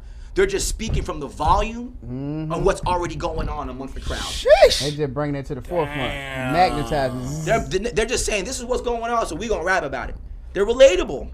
Damn. So why are you hating? If you really want to change it, you know what I mean? Like I don't know what you can do, but like that's what's going on. It's relatable. I feel like you went to Tupac mode. It's the truth. Hey, you just went into Tupac mode when you started talking. So holding up a mirror. So never ask a question because you're only gonna get the right answer. How many?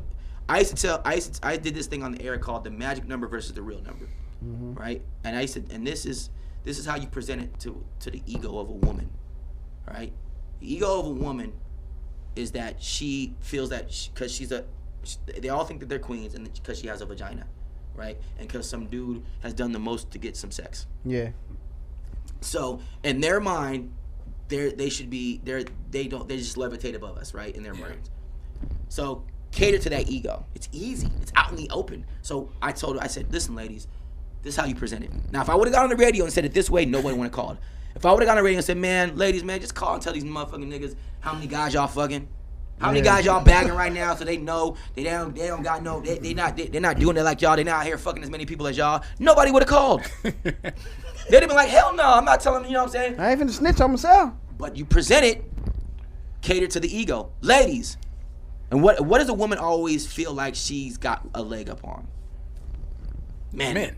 Right? Every time. So cater to the ego. Ladies, calling here right now, I am sick and tired. All my homeboys up here right now, ladies, really think that they pimping y'all. But this is how I want to do it, because I don't want to get nobody in trouble, and I'm on y'all side, ladies.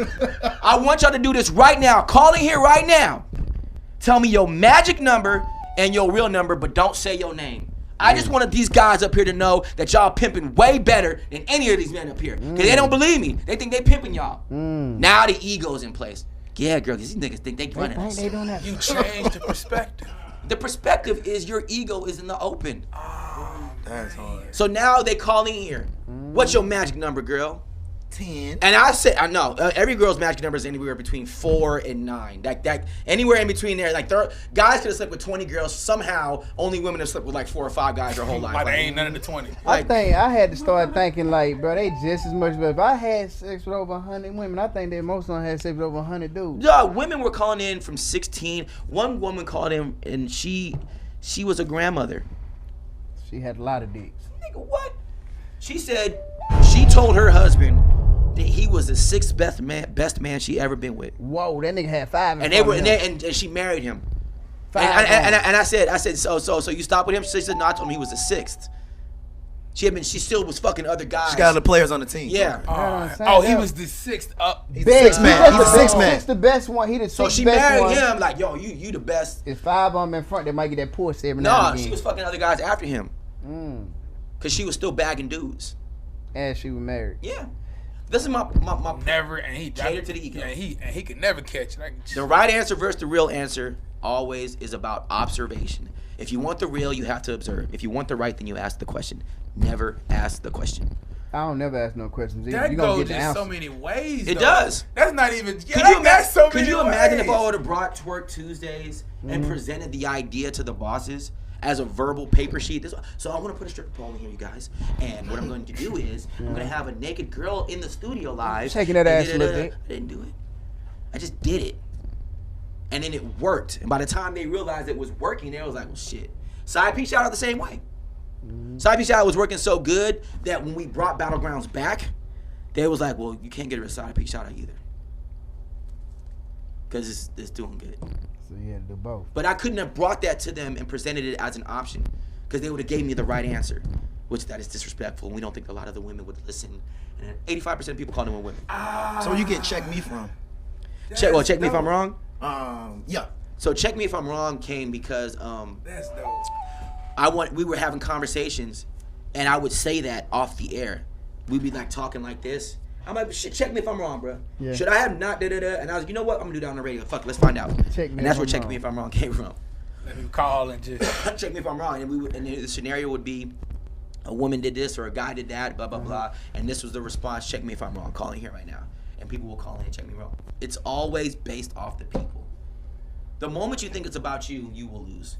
That's some... Good nugget. Goodness gracious. I feel like ARJ then, that's a good nugget right there. That's a nugget! Cause goddamn, you gotta make it about the motherfucker that make it about you. You gotta make it about them, bro. Who was one of the most, I don't want to say tense, but, or hardest, but just like, who was a celebrity, like, or a rapper that you interviewed, and it's like y'all in jail, and it's like y'all just, cause you know, like this kind of like dancing. Yeah, so it took a minute, but once she loosened up was Remy Ma. Like the first couple breaks, she was just like, and then like Jay and me loosened her up, and she started laughing and smiling. So that she was, but she wasn't that bad. She was just kind of, everyone kind of like knew us. You know what I mean? Like I remember when 50 Cent knew who we were when we interviewed him, and he walked in with Lloyd Banks. Yeah. Right, he had been watching us online because we used to do like live stream on the Max and shit. And we would have strippers in there. This is when we was at Hot, and Jay would have like bitches kissing on live stream. We had like 30.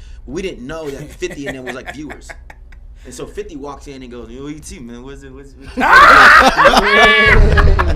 them J guys at, man?" And Lloyd Banks, I'll never forget that shit. And I remember Diddy knew my name. Yeah. Diddy was pouring when he's such a businessman. He's so brilliant, man. Diddy was in there and he brought some girls and they came in and they set up the Ciroc and the cupcakes and shit before his interview. And while we're interviewing him, he's pouring this drink. What you want, bro? He's pouring me. Like he's our bartender. Yeah. I was like, this guy's brilliant. He's so brilliant, bro. And I got, you know what I'm saying? Yeah. Like Diddy's pouring you a drink. Like that's imagine crazy. Diddy's your bartender. That's amazing, bro. Isn't that dope? I was like, this dope. But see, that's a way to enter. It's like certain ways to enter a room and it's certain ways to conduct yourself that you're always giving, even when you was supposed to. He literally received more positive information by being a server. Yeah. As a billion, do you get what I'm saying? Because he took himself out of the boss mode and became a server. Exactly. That's money. He made it like how you say when you had come in with the women. He made it himself unthreatening. Unthreatening. I'm Diddy. Yeah. But look That's though, I got your Diddy. drink though. Right, yeah. That's how I felt when I interviewed Fabo, bro. Yeah. Like Fabo said, "You want to smoke the blunt?" I'm like, "Oh man, I don't want to smoke on here." But after I thought about it, I'm like, "Nah, they might want it." And he like, you know what I'm saying? I'm like, damn.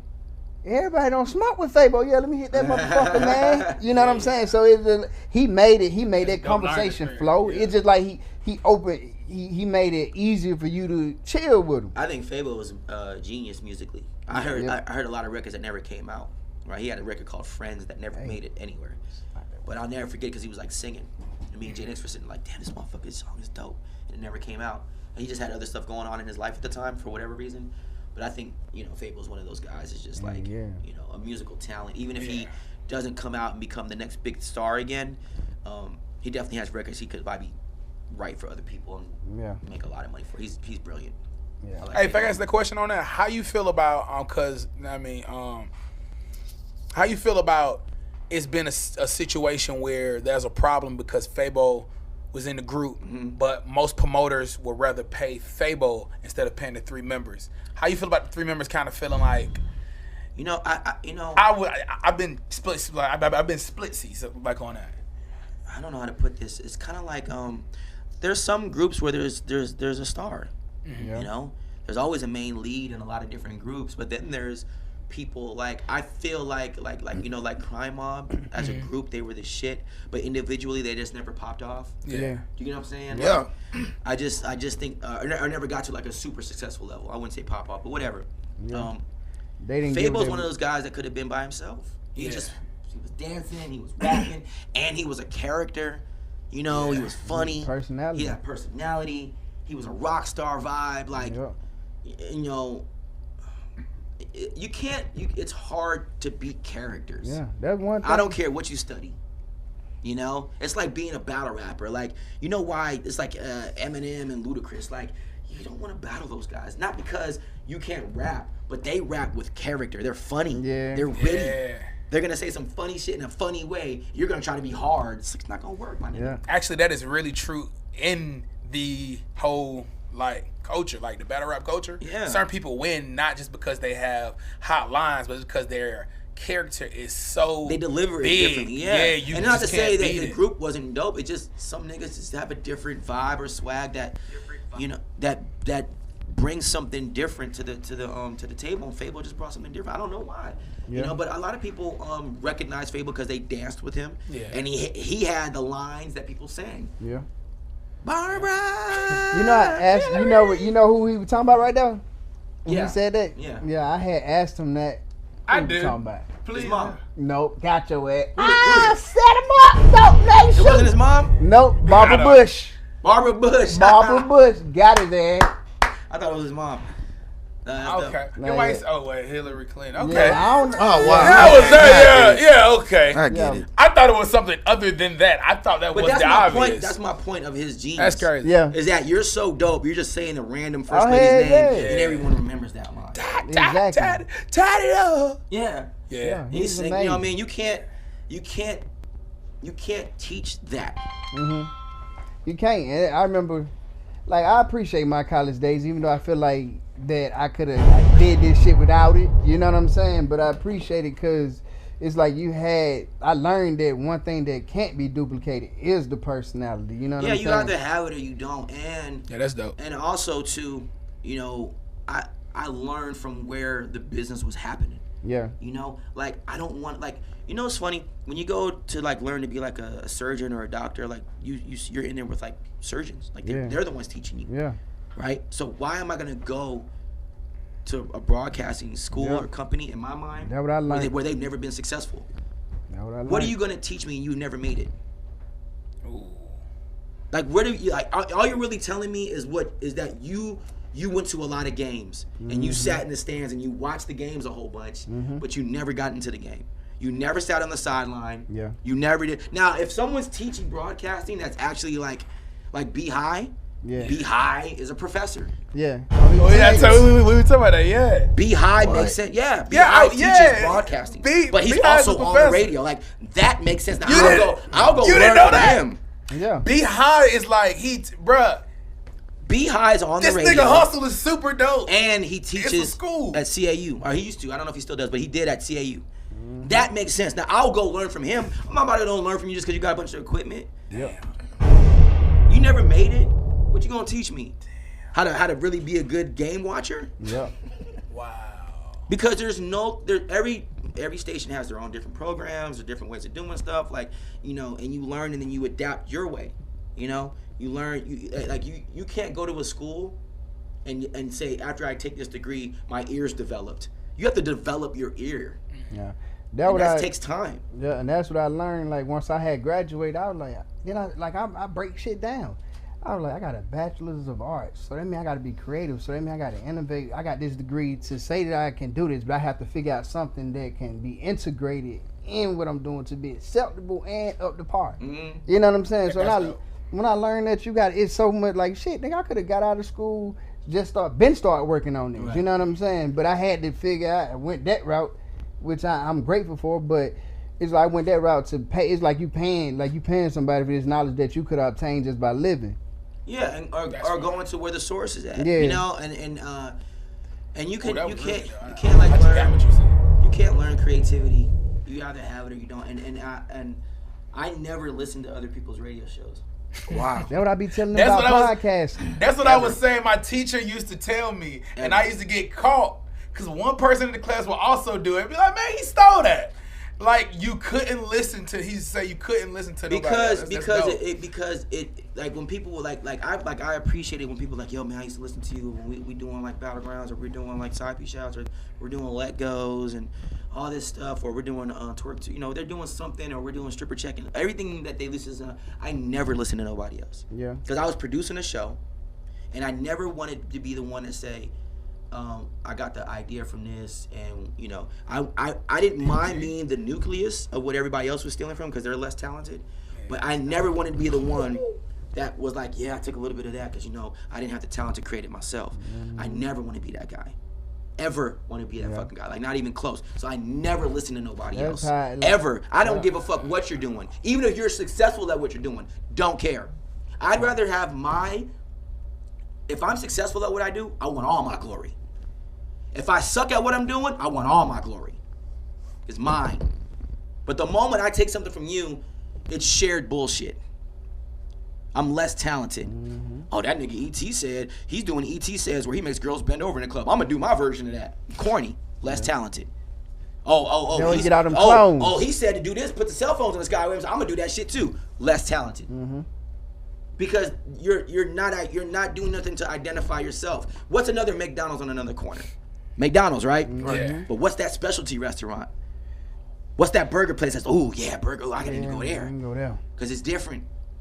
It's saying, I'm going to do it my way. There's a Fuck difference the between highway. influence and biting, bro. Yeah. You know who I'm influenced by? Nobody in radio. I'm influenced by like Russell Simmons, Oprah. Okay. You know, Jay-Z. Like people that are powerhouses in what they do. Yeah, How good can I at what they apply do. that to my style of shit? I don't care about nobody in radio, bro. I never listened to nobody in radio and was like, I'm gonna do what they did. Yeah. You want to? Like, Did you hear what I said though? I said I would come to be our competition, my nigga. That's all good. I thought you talking to me pound. I thought you talking to me pound, bro. Hold on, gotta get into it. That's dope. I mean, he teaching me because I'm somebody that go and watch stuff. Don't. Yeah, I don't know. And I'm not even gonna lie to You you. know I'm what it that is? guy. You gotta be afraid to. You can't be afraid to look like the fool. Yeah. It's yours. It's your failure. When Tom Brady throws 3 interceptions in the game, he comes back the next game and goes, "My failure. Let's go. We're gonna get this right." He doesn't go and say, "I need to throw it like I need to be more mobile like Mahomes." Yeah. Now you start thinking like I need to go run like I need to be like That's dope. I need to go run like Russell Wilson. Yeah. He doesn't do none of that shit. He said, "I'm gonna play like Tom I'm Brady. gonna play Yeah. Tom way. Tom got the most. I'm gonna figure out how to be the best in That's my dope, way." though. Yeah. That's the game. If you really want to stand out, you're gonna have to like sound different, be you, not listen to nobody else, realize what your strengths and what your gifts and talents are versus what they're not. You know, I'm really good at being an entertainer. I'm an entertainer person, right? And I'm good with the program and stuff. And there's things that I'm not good at that I won't play around. Like I hate paperwork. Yep. Fucking hate it. Yeah, same. I'm an ideas man all day. You want an idea? No problem. Easy. All these clubs that I did, Mint that's how- Lounge, yeah. and, you know, I remember that Mint easy. Lounge. I used to be in Glow in the dark parties, like easy. I come up with ideas like it's nothing, bro. yeah, make it Bless happen. Yeah, no, that's make it happen. I'll Yeah. do the blueprints, but nigga, I hate construction work. Not construction work. Man, look, man, I definitely want to tell you this right here, man. As a person that's in this profession, it is an honor, and I know you say you don't consider yourself what I consider you, Nah, I but that appreciate ain't that, why man. I'm gonna downgrade it. I'm going to tell you, we created this show again to give people that are great like you their flowers while we got this opportunity. No, so you good. that's definitely like what I want to tell you on behalf of CoolTV. Cool. I just want to say, man, I appreciate you, bro. Cool like TV, I like that. Oh, I like that shit that you like that. Oh, before we do Yeah. anything, What? he was telling me about the sky. So hold on. Hey, yeah. He want- he- Come Go on, ahead. Oh my You God. know I gotta ask that question. Al, I went for the run from that. Cool TV. oh my fucking God, that's a drop. Oh, one more that's a- pound. You got it. That's why you always. Hey, wait, camera. That's why you always keep it recording. Recording. And you know what's so Yeah. funny? That's how I got my outro from Yeah. Wyclef. Yeah. I got to drop. That's my outro on my radio show is Wyclef. I was like, yo, can you do a drop for me? Just, you know, I know, because I know you Wyclef. And he's Wyclef, bro. Like, Yeah. if you don't, he's produced everybody. And I'm like, I'm interviewing Wyclef. And I'm like, yo, man, I know you busy, man. But he's like, no, man, that's cool. I got you, you know. So Yeah. he pulls up his guitar. Yeah. He brought his acoustic guitar, with him, Man. and just started playing. That shit hard. You know what I'm saying? And he's singing my drop.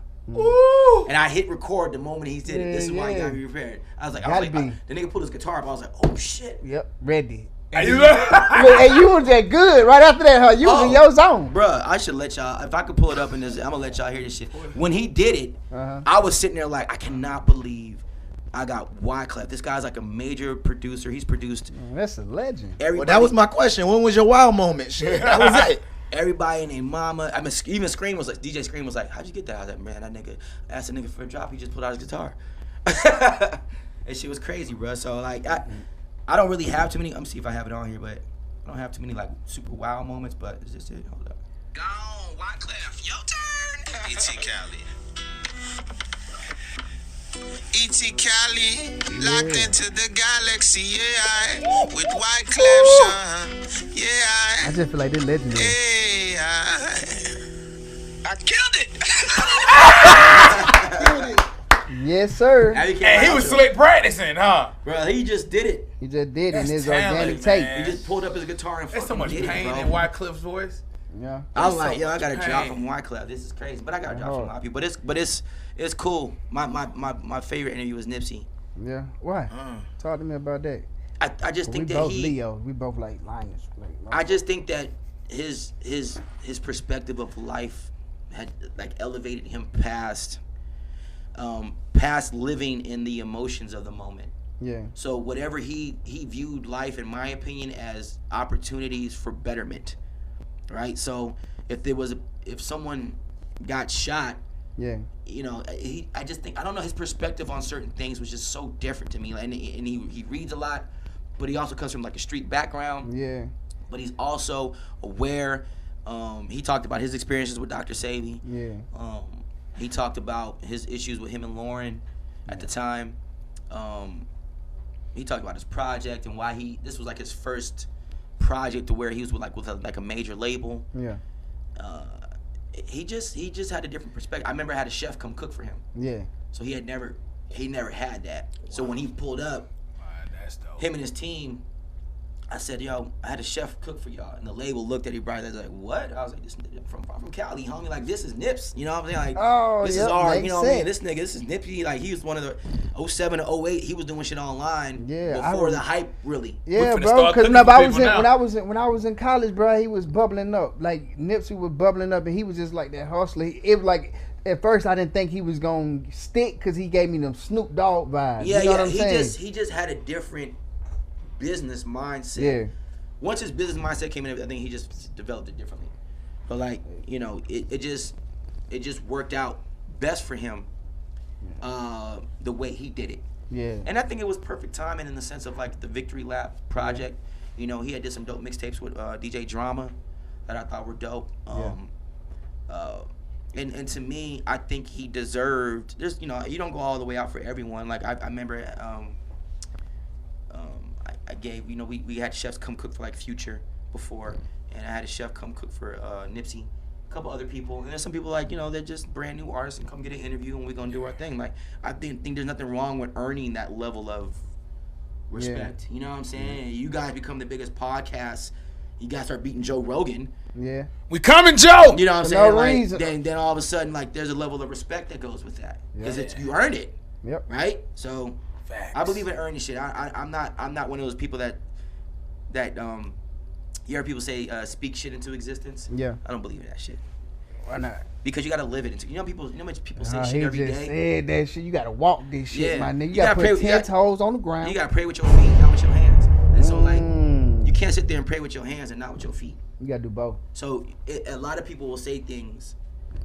Oh, I'm gonna be this. And it's like, but you're not doing nothing towards it. You know, you can't sit there and say I'm gonna be fit and not go to the gym, Yeah. Yep. right? So I don't know. You gotta walk that life. It's like really like a lifestyle. Like, I think people should like either write down their desires or their needs and wants, and then walk towards that. Keep that piece of paper hidden from everybody in the world like it's your Bible, and no one can touch it. And then walk towards whatever you wrote down. oh, That's hard. dope. Cause you get like so soon, cause like as soon as you start telling people shit, then when you they put that goddamn discouragement in, Yeah. different type of shit. So yeah, that's hard. The reason why things you guys are interviewing me about right now are things that I never brought up to people. I just did it. Mm-hmm. I just did. Like Nike. I just did it like left or right. I just did Oh, side yeah. B shot. I didn't ask. I just fucking did it and it worked. You know, and if I did something that didn't work, or if I said something that was too reckless on the radio, I took my L's and I owned it. Yep. That's why when you interview people, do you feel like sometimes if people don't have it, I ain't trying to say we got talent, but you know, but like when you interview people, do you think sometimes it get a little hard for them because you're not a person that thought about things you did it, so they can't get that quote unquote like interview answer out of you? They can't get an interview answer out of me too much, and I never interviewed people based off a script. So if a label came to me and was like, "Yo, make sure you talk about them," get the fuck out of my shit. Just, Yeah. If you want him on here, we just finna kick. I remember we were supposed to. The label wanted to bring Designer to the radio station. Right? We were gonna interview him. Little Future. Yeah, Little Future. Okay. we was gonna interview Future B, and Future B. If the fire one don't work, we got that little nigga. right, and I remember the label came in there, and at the time, he had that record, right? Yeah. And the first thing that the label said before he walked into the building was like, "Bro, E.T., don't." They didn't go to Jay. They came to me. Mm-hmm. E.T., don't ask him about the whole. I'm like, why? I was like, the record blew up because everyone initially Thought it was Future. thought it was Future, and Yeah, I heard that yeah. from DJs. And the Yeah, label yeah. rep, the lady was like, Who said that? Everybody. I said everybody. Even in New York, they said that at first. I thought it was him. Everyone thought it was at first. At first, right? Yeah. That's why it kind of blew up. And we got to talking, and then the label just like, you know what, I'm not going to bring up Perry T. I was like, all right, fine. I mean, I was just going to give the nigga his interview. Like, I wasn't going to, like, not interview him. But it's like, y'all was the first. Y'all was some of the first I people. didn't give a because shit. Y'all was going. Like, that whole Drake run, like, when y'all was calling him the male Sade. Yeah. Like, y'all had the things out. was a smooth operator, It wasn't bro. people doing that, though. Especially down here We got in because. trouble for roasting Nick Cannon. Yeah, y'all. Nick Cannon had a song out, and I get on the radio, and I'd be like, yeah, man, y'all keep it locked right here. Let Goes is on the way. And I stop the music. I'm like, hold up. I want y'all to know, man, this not us playing this. The station making us play this record we got to play right now. We do not want to play this right here, bruh. But I got to let y'all know that you don't think it's Dirty Boys playing this shit. And I played the record, right? And then the label called up and was like, can you tell the Dirty Boys to stop, you know, just we did that shit happen with Wale. We almost got a fight with Wale. Oh, y'all Was getting Wale a lot, bro. Wale Like, and Drake was the two people y'all weren't playing with. Drake shouted out our segment in the song. He was like, man, you guys got let go like the ATL, and the let goes was Dirty Boys. So we knew that. I was like, oh shit, Drake shouted this out in a verse. And then Drake would talk about coming to some of our clubs that we were hosting. Like, remember when he was talking about the girl that used to work at Hooters? yeah, Like, about yo, it. we had that Okay. and he was talking about having a conversation with her in the parking lot of the Ritz. Yeah. That was one of the clubs we used to host. Yeah. You know what I mean? So Shout out to the Ritz. I'm just saying, like, a lot of, and shout out to Y'all was Brian. part of a lot of legendary moments, my guy. It was a lot of fucking legendary pussy in the moments too. You feel This me? nigga, hey, he Like, you gets to gotta this. He understand, bro. circumvent himself to this topic every time. Yeah, bro, like you gotta That's a understand, talent. it come with it, bro. This shit come said with it. pussy. I'm passionate. Look at this nigga passionate. Like that shit come. This nigga had the hair out. Goddamn. This nigga said pussy passion. Yeah, this nigga had the hair out, bro. Like, goddamn, he had the whole city, bro. Like, you don't understand. You That had slasher look. V103 and you had 107.9. V103 were the sophisticated old niggas, auntie them, and 107.9 were goddamn nigga. We edit. We really You know what's so crazy? I remember when Streets 945 was like first popping and people was like da. We was crushing them. Yeah. Right. We was crushing them in the ratings, like crushing them and Envy at the same time. For years before, Streets been around for a minute now. So like for years, me and Jay was crushing both of them niggas, like not even close. Yeah. So there's difference between rankings and shares. Yeah. Right. So rankings 1, 2, 3, 4, 5, 6, 7, 8, whatever. Right. Yeah. And then I don't know if you guys do know, but when they do radio ratings, they don't do radio ratings like hip hop category, country. It's just radio. Everybody. Ratings. So we were number one amongst like everybody, pop, rock, like it didn't matter the genre. Yeah. Monster, and then so they break it down into shares, which is like the percent of the market that listens to you on a daily basis, right?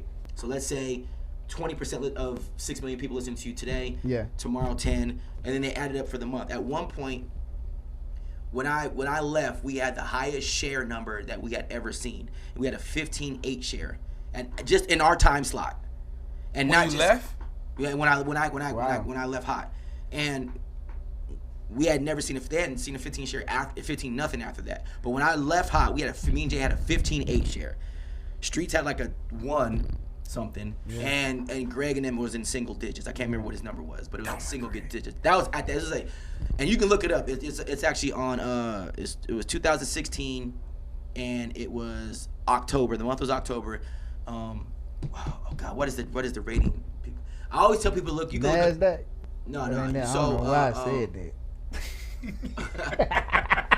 if you ever want to, okay, I'm gonna tell y'all a secret. If you guys ever want to know Atlanta's like real ratings, never listen to the stations. Everyone's gonna tell you that they're the shit. Yeah. Right. Go look on the AJC.com and look at the radio ratings, and they'll tell you per show, Yeah. station. Hard. So when they're like, yeah, nigga, we number one. Like, nigga, you're like 18. Number one.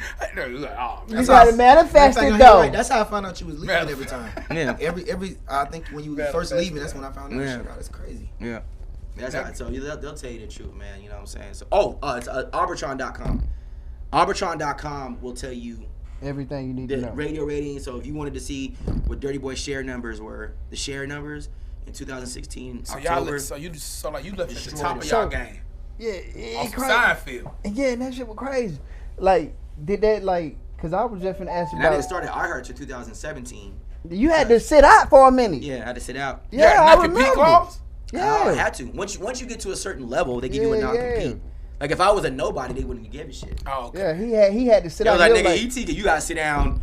And I was like, but iHeart was paying me to sit. yeah, what you doing? Working out for the fuck them up. As soon as I get back on there. I came up with a new show concept in like 3 weeks Yeah, for my show. I was like, okay, so instead of backgrounds, I'm gonna come to the stage. Instead of 5 o'clock traffic jam, I'm gonna do anger management mix and let people call in here and talk about other cars in traffic that can't drive, so they can argue on the phone. And I'm Twerk Tuesdays, and I started thinking about, the truth is people can call in and say whatever. They just were gave lying. you time just to think about it. Yeah, What so you like, about to but do. it just took me like 3 weeks, and I was like, the truth is popped up, and then I had so many different segments. I was trying to figure out which ones I didn't want to use. yeah, So I was just like, the truth is worked out pretty good, because people would call in here and say, I'd say, well, tell me what you're lying about, and tell me what the truth is. yeah. And they would call in here and say, the lie is that, he thinks I'm faithful, but the truth Truth is I'm I've fucking been his brother. sucking dick every Thursday. Yeah. Are you the first to do like an open mic on the show? On the air? Yeah. In Atlanta? I don't know. I know the way that I did it was different. Right. Battlegrounds was different. Battleground was Yeah. different. Than anybody had did it in Atlanta at that time, because I was doing performances, radio interviews, and your song being played all at the same time, and that way of doing it was not being done. Yeah. You know what I'm saying? So I don't know about being, because Coco Brother had Digger the Dish it. Right. So he was playing new niggas music, but there was no benefit from it in my mind. Right? My song. This way you got at least some spins in the top 10 market and an interview. Man, that's I was hard. Oh. benefiting. Yeah. Y'all really were putting people on with that. You know what I'm saying? With the battlegrounds, like you giving like that exposure and the name behind it. Just something, and just something to say. I tell people, come film it. It's like, then y'all Use me like started I'm gonna open use mics. you. Yeah. Cause it ain't all of them ain't gonna pop. I probably interviewed hundreds of Hey, people. we know some of the. I ain't mean to cut you off, but DJ Brand New. Yeah, that's my dog. Yeah. I put him on. I've been rocking with Brand New for years, and I put him on at iHeart. I put AJ on Bluetooth. I took A+. A lot of the DJs at Hot 1079, I fought for them to get on. Iceberg.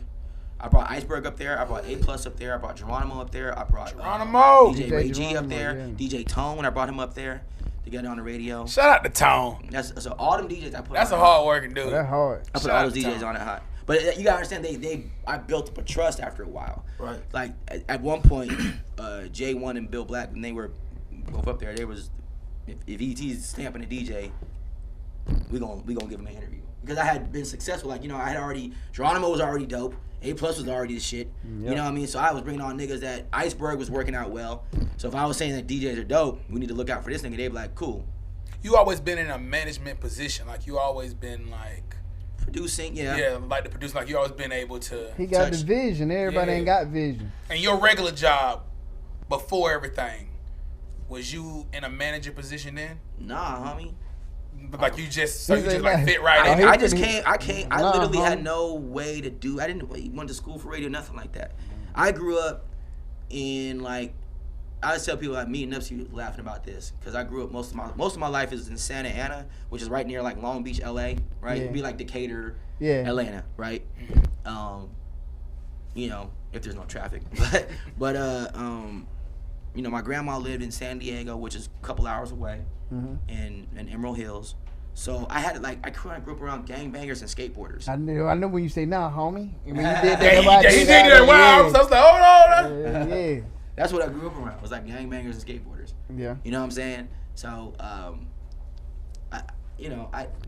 don't really know like the answer to that, man. It's just a different vibe for me. Yeah, it just came with it. It just came with it. Like I went to do an internship at the station because one of the ladies that was at the radio station at the time kind of hit on me, and then she was like, "Oh, you too young, but you should come intern." I was like, "Fuck it, I'll go intern." I just got to Atlanta. God dang, man. You know what I mean? Shit happens sometimes. You know what I mean? Because I knew how to dance. I was in the club doing all that Chris Brown shit before. Because I'm from California, where like dancing culture in Cali is different. Yeah. Here it was like Oh, you can dance. it was like pop locking and it was like ticking and like Yeah, I was twerking. like When you ticket. whip, It was like ticking and twerking, right? They be Where I'm like, from, it was like ticking, grooving, popping, capoeira. Like you had to dance. Yeah. All that shit. You know what I mean? So when I got here, it was like I didn't never seen. Jay Nix used to laugh at me. We was at I think it was Club Chocolate one time. How y'all meet?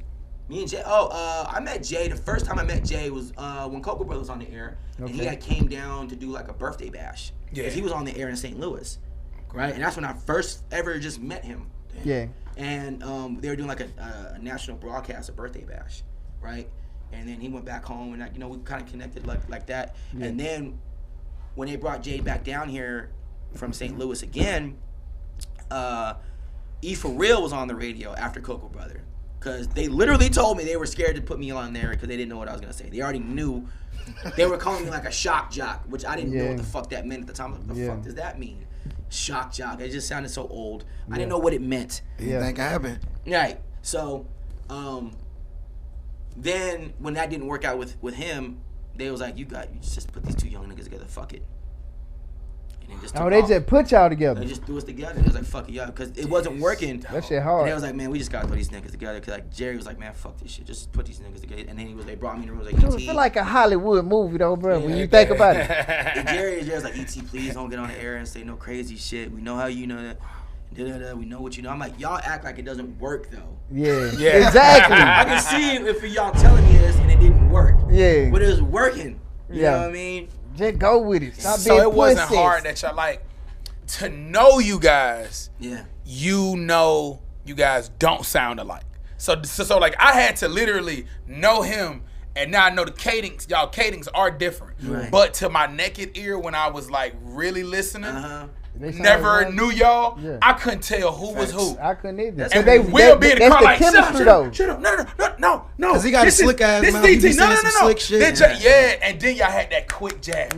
Quick jabs. So knowing you, I would start saying, okay, he talks like this, and then he talks like, you know what I mean? So then, how was it having two voices that's like, again, not similar, but it's similar? I don't know. I couldn't like, hear it.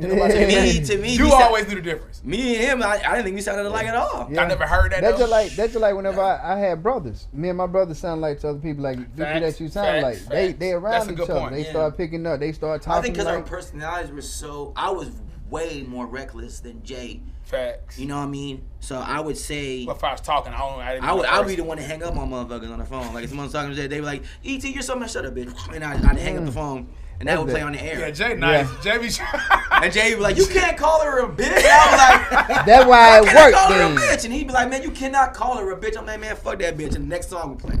Oh, that hard. That's how I would produce it. That's crazy. Bro. That hard. Shout out to God doing Jay, man. Shout out to Stewie, man. That's my brother, man. Shout out, man. I love y'all together, you can't recreate chemistry. Like you have to have. We just have a funny chemistry, and I think it worked out because I was a good producer. Yeah. And I didn't do shit like, I would go to some people's radio shows, and whoever was the lead person, they like have the mic, the other people's mics like turned down a little bit. Yeah. I didn't do that shit. Like all on the same. I kept our mics up the same. I recorded our levels the same. I wasn't gonna do that whole gay, like just fucking. It's funny. Go. I like how y'all two. If I now looking back, cause now y'all doing your own thing, I like how y'all parted ways because I feel like y'all didn't go over your time. Y'all just went your own way. I told myself smooth. Like if we weren't gonna go to the next level, which was syndication, because at that point, that's what you were fighting for. At that point, it was the Breakfast Club and Dirty Boys. I don't give a fuck with nobody. Facts. That's woo. Facts. Y'all that time. Breakfast Club. No Andy Martinez. Breakfast Club was like the morning show, and Dirty Boys was nights, and we were coming with that syndication. So like you were going in to the my mind, I had syndicated our shit for preparation for us to be bigger. I even went and opened bank accounts. Yeah. Right? I did all that shit. And I was like, yo, just I told Jay just plenty of times, like, just come down there and put your name on it. I couldn't do nothing without it, anyway. That was me protecting us. So even when it ended, the station had to call me to buy back the trademark. Ooh. Goddamn, let me get a little bit of that. Because they didn't create. I paid for the logo. I paid for the website. I paid for I paid for all that shit. Yeah. The Dirty Boys, I had that paid for that. Yeah. The promotion of it, I paid for it, bro. Got it. Sold it to me. Did you make Yo Dirty that part? The drops? Yeah. I produced all of it. I produced that. They didn't produce none of that shit. I productioned of that. Yeah. Bruh. And to be clear, To be clear, because you know how these people, when he say they, he's talking about the actual station. Yeah. He's saying the station had no type of production or nothing. Then it Yeah, you know how people, like, you know how people just do hey, that. ET, you know it's a great idea. You should do side piece shots. Nigga, none of that. None of that. They leave I got an idea. You guys should do better guns. None of that. They get y'all blank room. They And just let y'all listen, bro. do it. Listen, Sink bro. or swim. It's every station needs to understand something. Even if I was, you gotta understand this, bro. It's just a stage.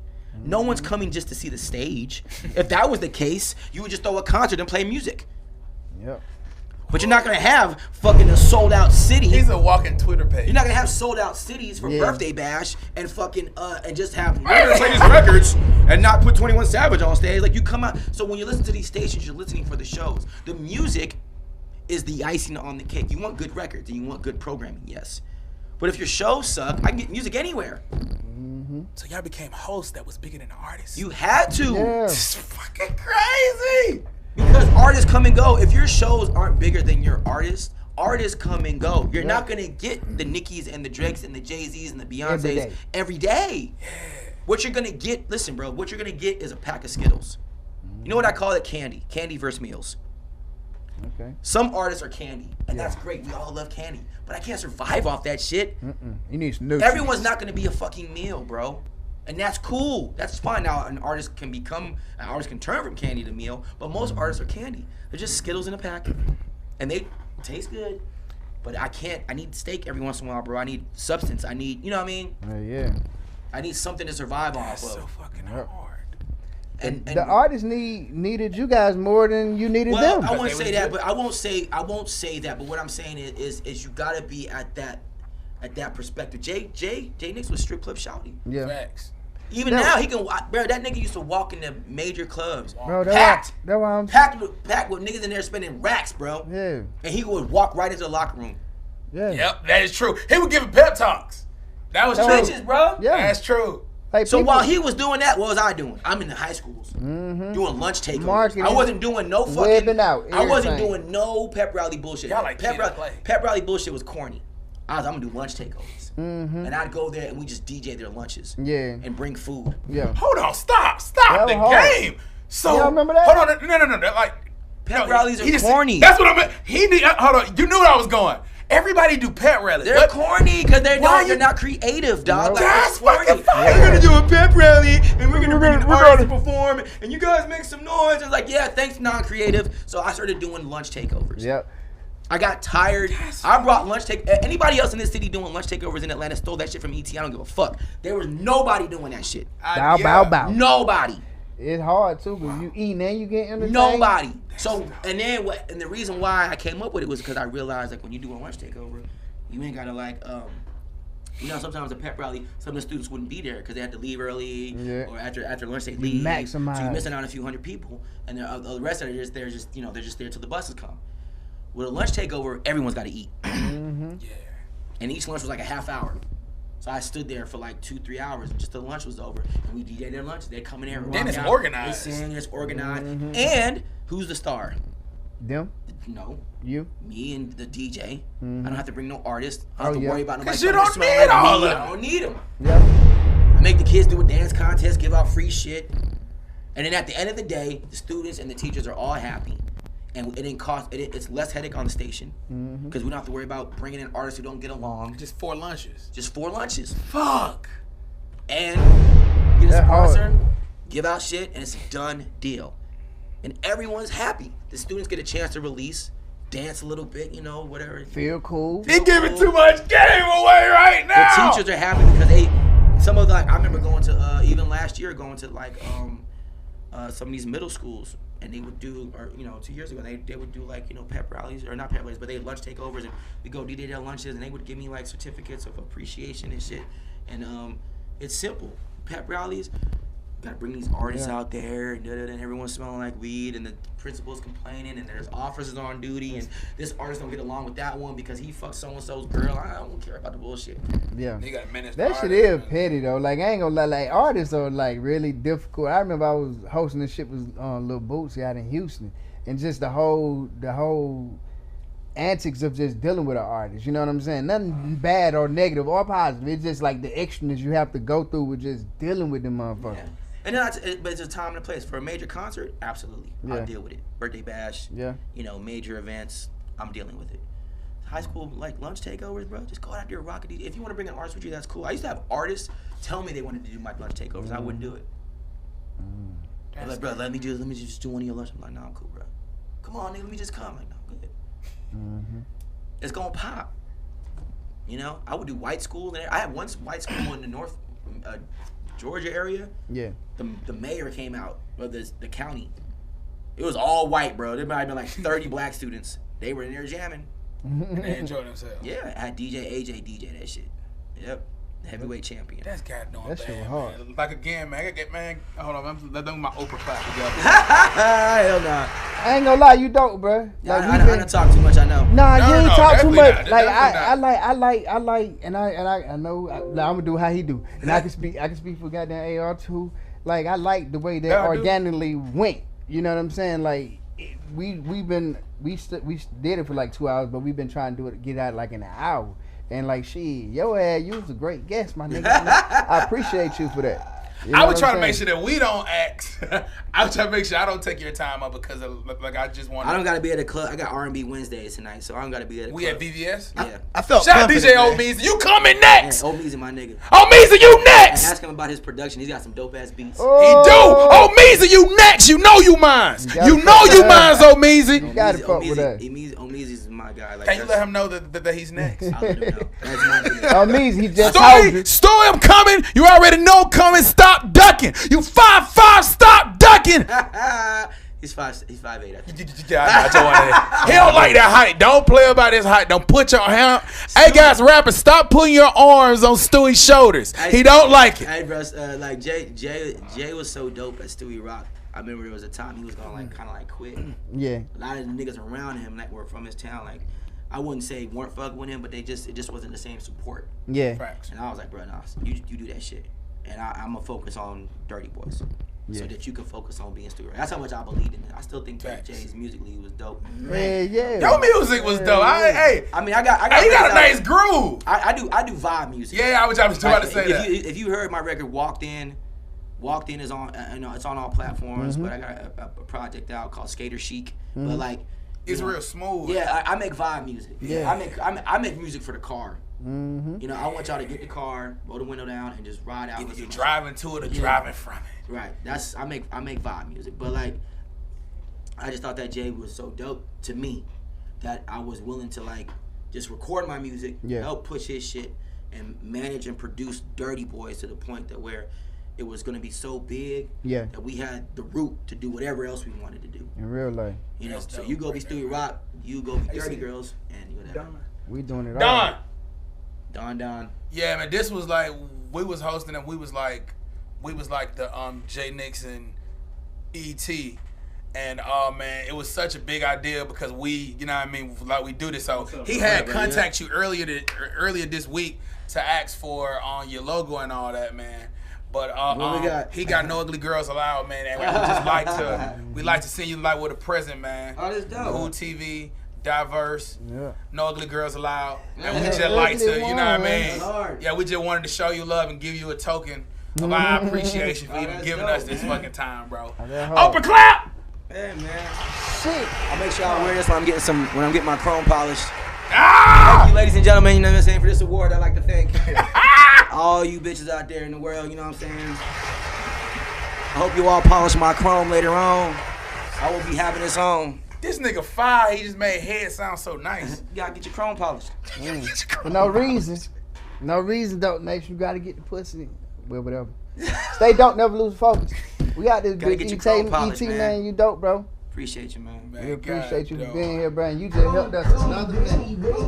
CoolTV. I needed that goddamn. That's oh my God. Push record. Man, that's fucking dope, man. Oh, we gotta get this. We gotta get this picture. Are you good? Man, look, man. Hey, man. We used to say we gonna be Jay Nixon goddamn ET. Nigga, that's what we said. That's not just. Hey, and he like, man, look, man. I'm with me every day. I ain't seen you in a minute, bro. She smile, but that's gonna be. I would not bet on my different the jump and you didn't even help. Yeah, they say money might help. Yeah, need the cause I've been dealt. Yeah, but I need a big bag, pretty bitch with a big ass. Now I nigga got big cash, pushed on with a big dash. Young nigga going big on B. Young nigga going big on B. Young nigga going big on B. Young nigga going big on B. If I say the little shit, then I mean it. This little whole free, she gon' swallow my meat. Just like she a motherfucking demon. Shawty don't talk, go play like a hoe. She just swallow my motherfucking seams. I'm in the cut like some cleavage. I just gotta speak to a nigga, fuck a seatbelt. I'm a first young nigga on sleep. Well, I might take a bitch and go and get a nail snatch. And then rushing to work, nigga, I'ma sell crack. Got my first check and could've bought a Hellcat. But I got small, times getting harder. Daddy been mad, I been fucking his daughter. Stay in there, London, and far from the water. Lit up my block, now this bitch look like Florida. I can't even lose, bitch, I'm in the phone call. Foreign bitches gotta thank for them niggas from Georgia. You foreign bitches gotta thank for them niggas from Georgia. Let's go. I'm better on my dick from the jump and you didn't even help. Yeah, they say money might help. Yeah, need the cause I can dealt. Yeah, but I need a big bag, pretty bitch with a big ass. Now I nigga got big cash, pushed up with a big dash. Young nigga going big on B. Young nigga going big on B. Young nigga going big on B. Young nigga going big on B. Giant over huge, we trippin' humongous. Get on the beat and start running. You claim you a shooter, I run with them shooters. We made in the sport, it's called gunning. They gon' try to cross. Mama, I appreciate everything you the motherfucking talk. Cause them niggas gon' cross me. Them bitches gon' cross me. My family gon' cross me. It ain't no remorse. Next time I pulled a Hellcat, bitch, I went and caught the brand new Porsche. Yeah, it's time for a demon. That little nigga cross me, I'ma have to leave his whole family grieving.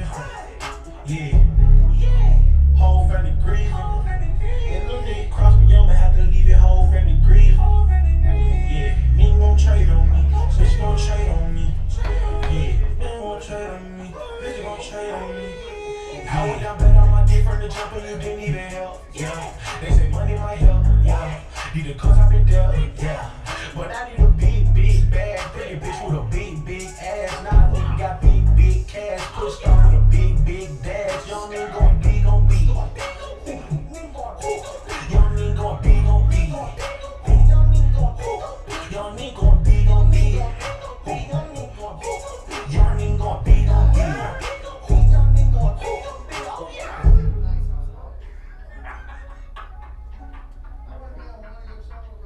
Oh, yeah.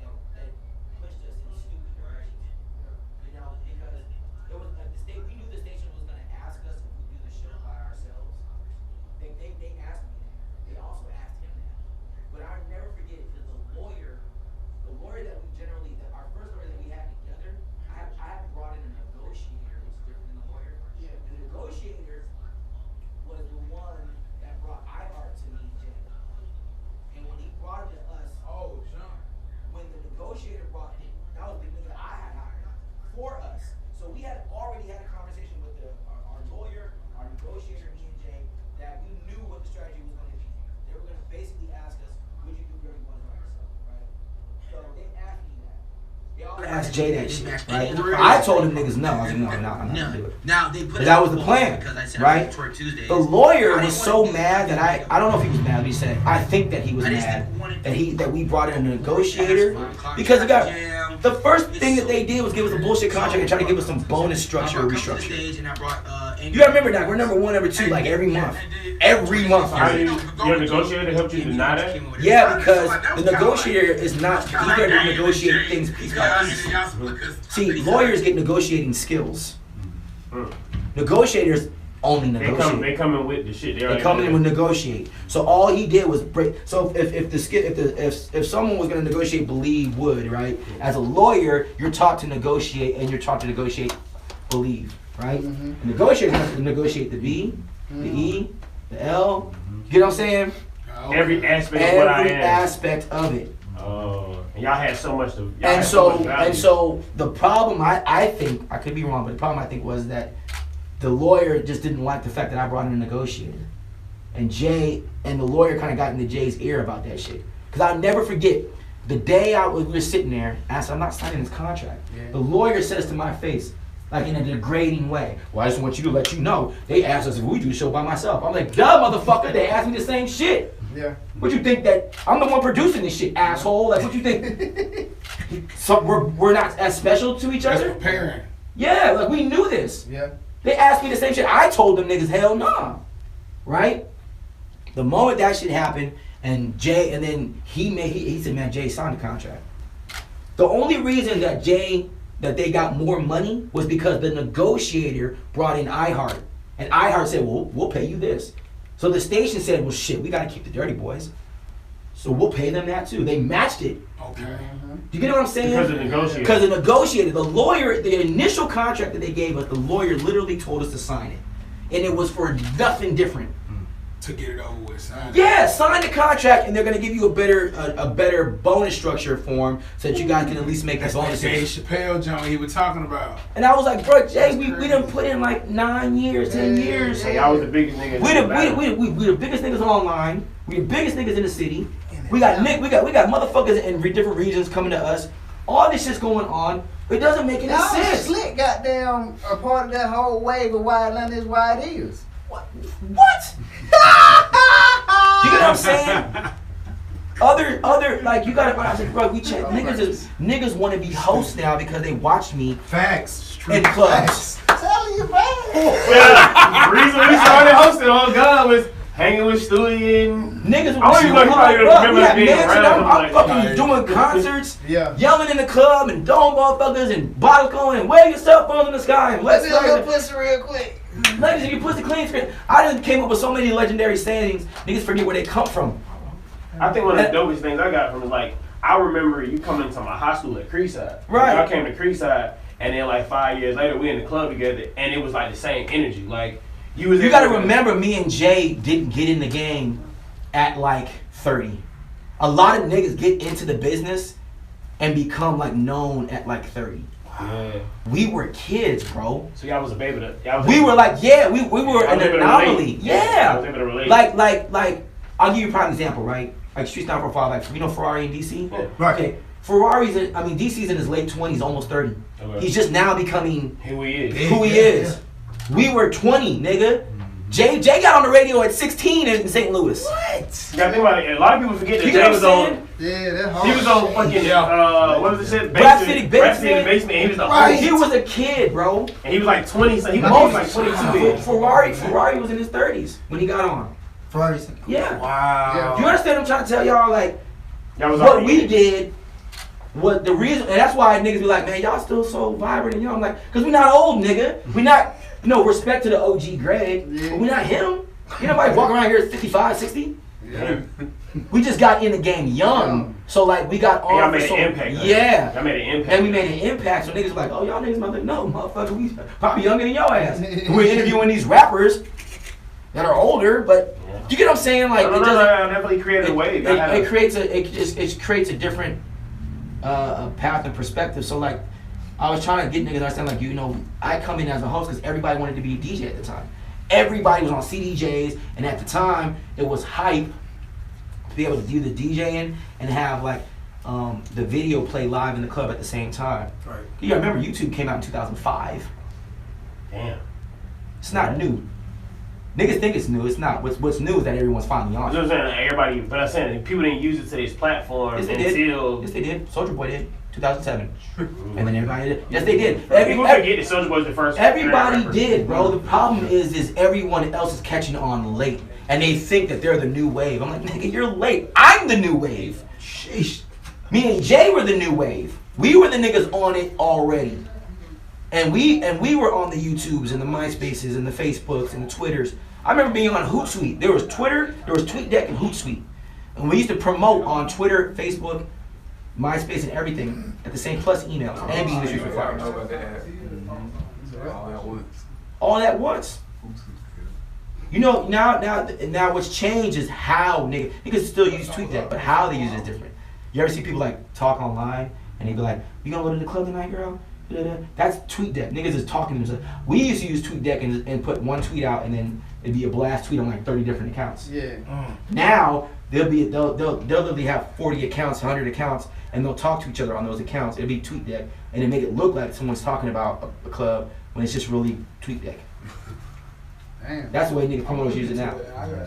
They do that now. Yeah, I remember like Jamar. I remember going to Thrax's high school, and Thrax used to help me and some of the Dirty Girls promote. Thrax? Yeah. Yeah, he from Miller Grove. He went That's my to high nigga. school. Fucking Thrax, fucking Thrax and Jamari and them. I can tell you about any promoter you want to know. That's cool. Dorsey, I'm gonna look into it. all the new niggas that are hot right now. I could tell you everything. I mean, they had to come through. As I say, What? y'all open the door though. Y'all Any open the promoter door. y'all want to know about, I can tell you about any promoter, new, younger, or doesn't matter. Doesn't matter. My biggest thing is Thrax. y'all niggas was never haters. Like y'all niggas always. That's why when always- niggas, and you know what's so funny? Yeah. That's why when niggas would say shit, I was like super aggressive, and Jay be like, man, you crazy, you fighting, because we were so like openly Right, I cool. niggas- Like, why would you shit on That's us? true. Why would you take or deny or try to lie about something from a nigga that was like, yeah, here.